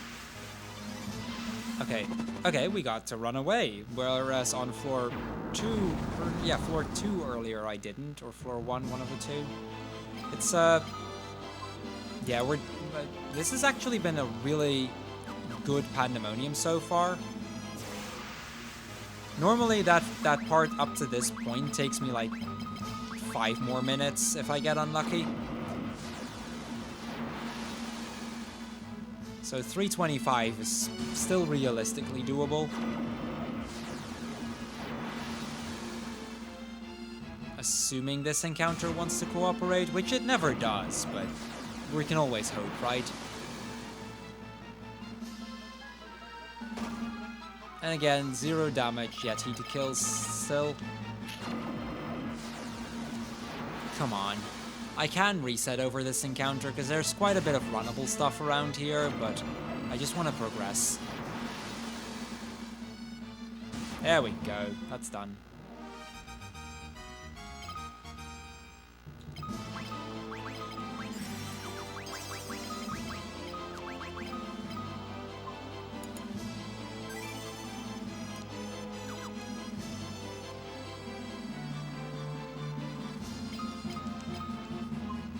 I want to add, by the way, this is technically not the only final boss in the game. There's a second part, the Soul of Rebirth, where you fight with the characters that died along the way. Final boss. And the final boss here is kind of the demon version of the Emperor, of the dead Emperor. And in the Soul of Rebirth, you fight the light version of that Emperor. So it's kind of the same boss, but then not exactly. It's a little weird, but it just happens to work like that. I wouldn't be able to do Soul of Rebirth though. It's not been routed yet. And with this setup, it's actually really difficult to do because you start with the equipment that you had when the characters died, and most of these characters had next to nothing when I killed them off.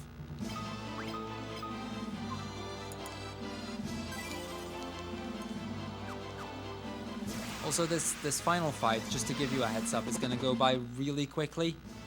So once the fight starts, get ready on time.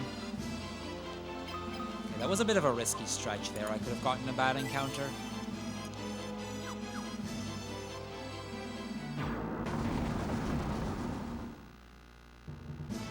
Okay, 2 more floors. At least in terms of like completely random encounters without any good stuff on it. These last 2 floors are pretty short though, and then we usually do get an encounter on the floor with the final boss, but they're not too common and they're not that bad.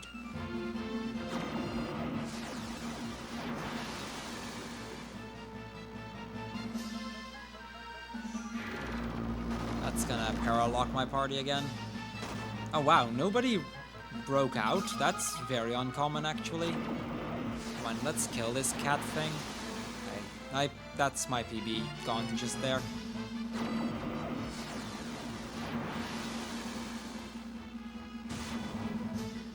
That's that done. Getting a lot of gold hairpins, which at this point is completely useless. Again, just wasting frames. It's a complete waste of my time.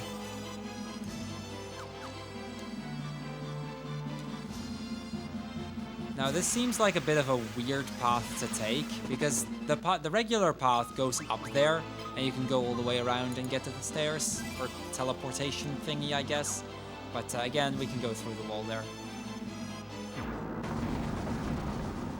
Okay, 9F. This is the before last floor. The curse doesn't matter. Curse reduces your magic power. Which would be a big deal if it wasn't for the fact that we're not really going to be using any more magic up until the end of the game. Plus, I have crosses to heal it off anyway.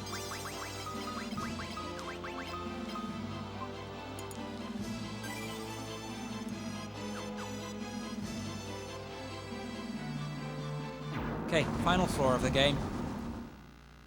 So start getting ready for time. It's still a little bit, but just to give you a heads up, this last fight, if the fight goes well, it takes 2 turns. Okay, it's an Ice Gigas, so again, it's runnable. Only Thunder isn't.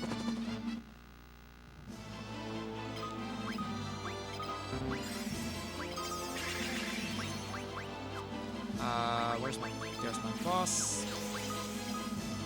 I've already done the equipment for this, so all I need to do now is just start the fight and use the spells I need to use. This is a somewhat RNG heavy fight, and he can ambush me, which he happens to do. So yeah, this is what I mean. Even the final boss of this game can give you an ambush. You talk to him, yet he can still ambush you. Don't ask me how. If that kills too many people, I have to reset this, actually. Yep, that's a reset. That's what happens if the final boss ambushes you.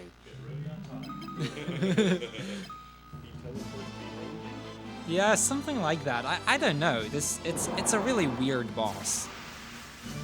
Okay, game. This is getting annoying right now. This spell doesn't really matter. It's not as if his spell. It's not as if I would have survived his spells to begin with. Where's Blink? There's Blink. Yeah. So my inventory is a complete mess right now because of the way I have to set it up. But you'll see how much damage I'll be dealing in a little bit. The Blink is just to help me avoid hits. Because I have all the 3 other characters I have in the front row just to take damage. They're there for no other reason than that. They're kind of the scapegoat for that fight. Okay, time is as soon as he blinks dead. We practically won the fight already, unless he casts slow.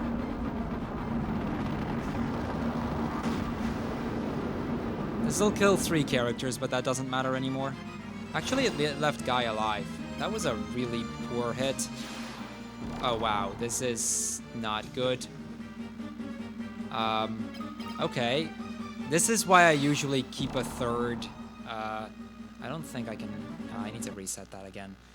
This is why I usually keep a third haste, just in case he does that.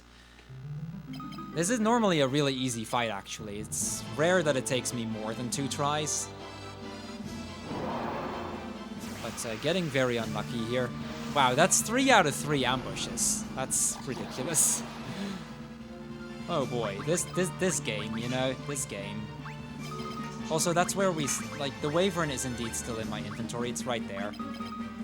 It's apparently the Wyvern is an item. So we've got our Yoshi in our inventory, even now. Flare on Furion is fine, I don't care.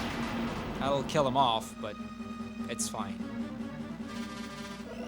Did Maria? I think Maria casted the hit. No, Maria didn't. Cool, then this is fine. That's a low roll. Don't. Oh, come on! Seriously? Serious? Oh, come on! This is really unlucky. This is. I've never. No, I've once needed more than 4 tries. Seriously. Oh boy, this is. Valkyr is here again. And might I note, this is 4 out of 4 ambushes so far. Yeah, what the? So he's ambushed me every single time up to this point. Where's Blink? He can do a lot of moves. He can do Starfall, he can do Flare, he can just do a regular hit on anyone. He can even slow one of the other 3 characters. But somehow he seems to like hitting Leon with it. And it's fine if you have a 3rd haste, but I couldn't afford that. See? Oh, come on! No. This is actually ridiculous. That actually has a pretty big chance to miss as well. It's, this is marathon luck. This is I've not been this unlucky in a good while. 5 out of 5 ambush. We're gonna get that's true. That's true. Let's not use our Wyvern. As much as I like the little guy, let's not do that. Come on, cast haste, and let's get out of here. Okay, that's fine. I'm completely fine with him hitting Flare on Furion.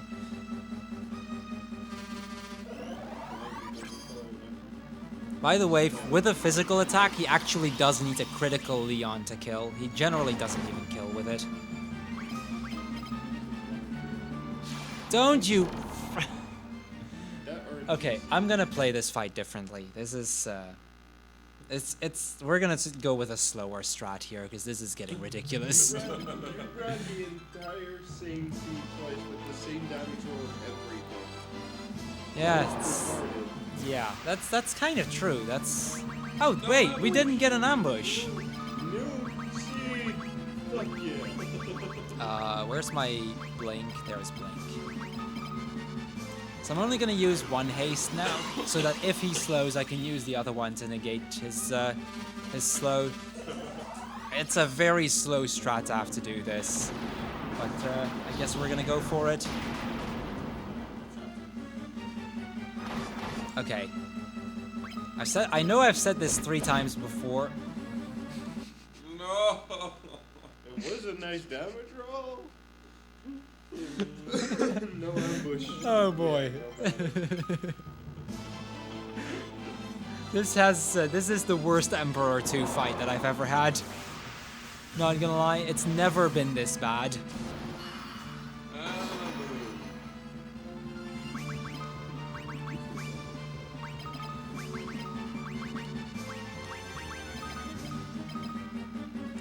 Let's not attack with him. Let's just do it like this.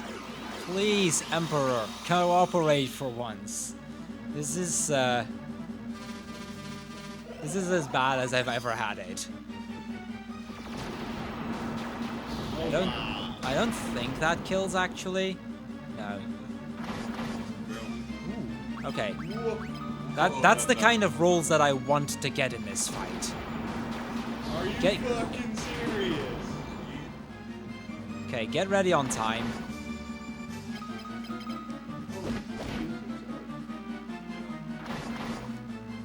Time. Oh. Wow, that fight. That run though. Still, 326, that's still a good bit underestimate.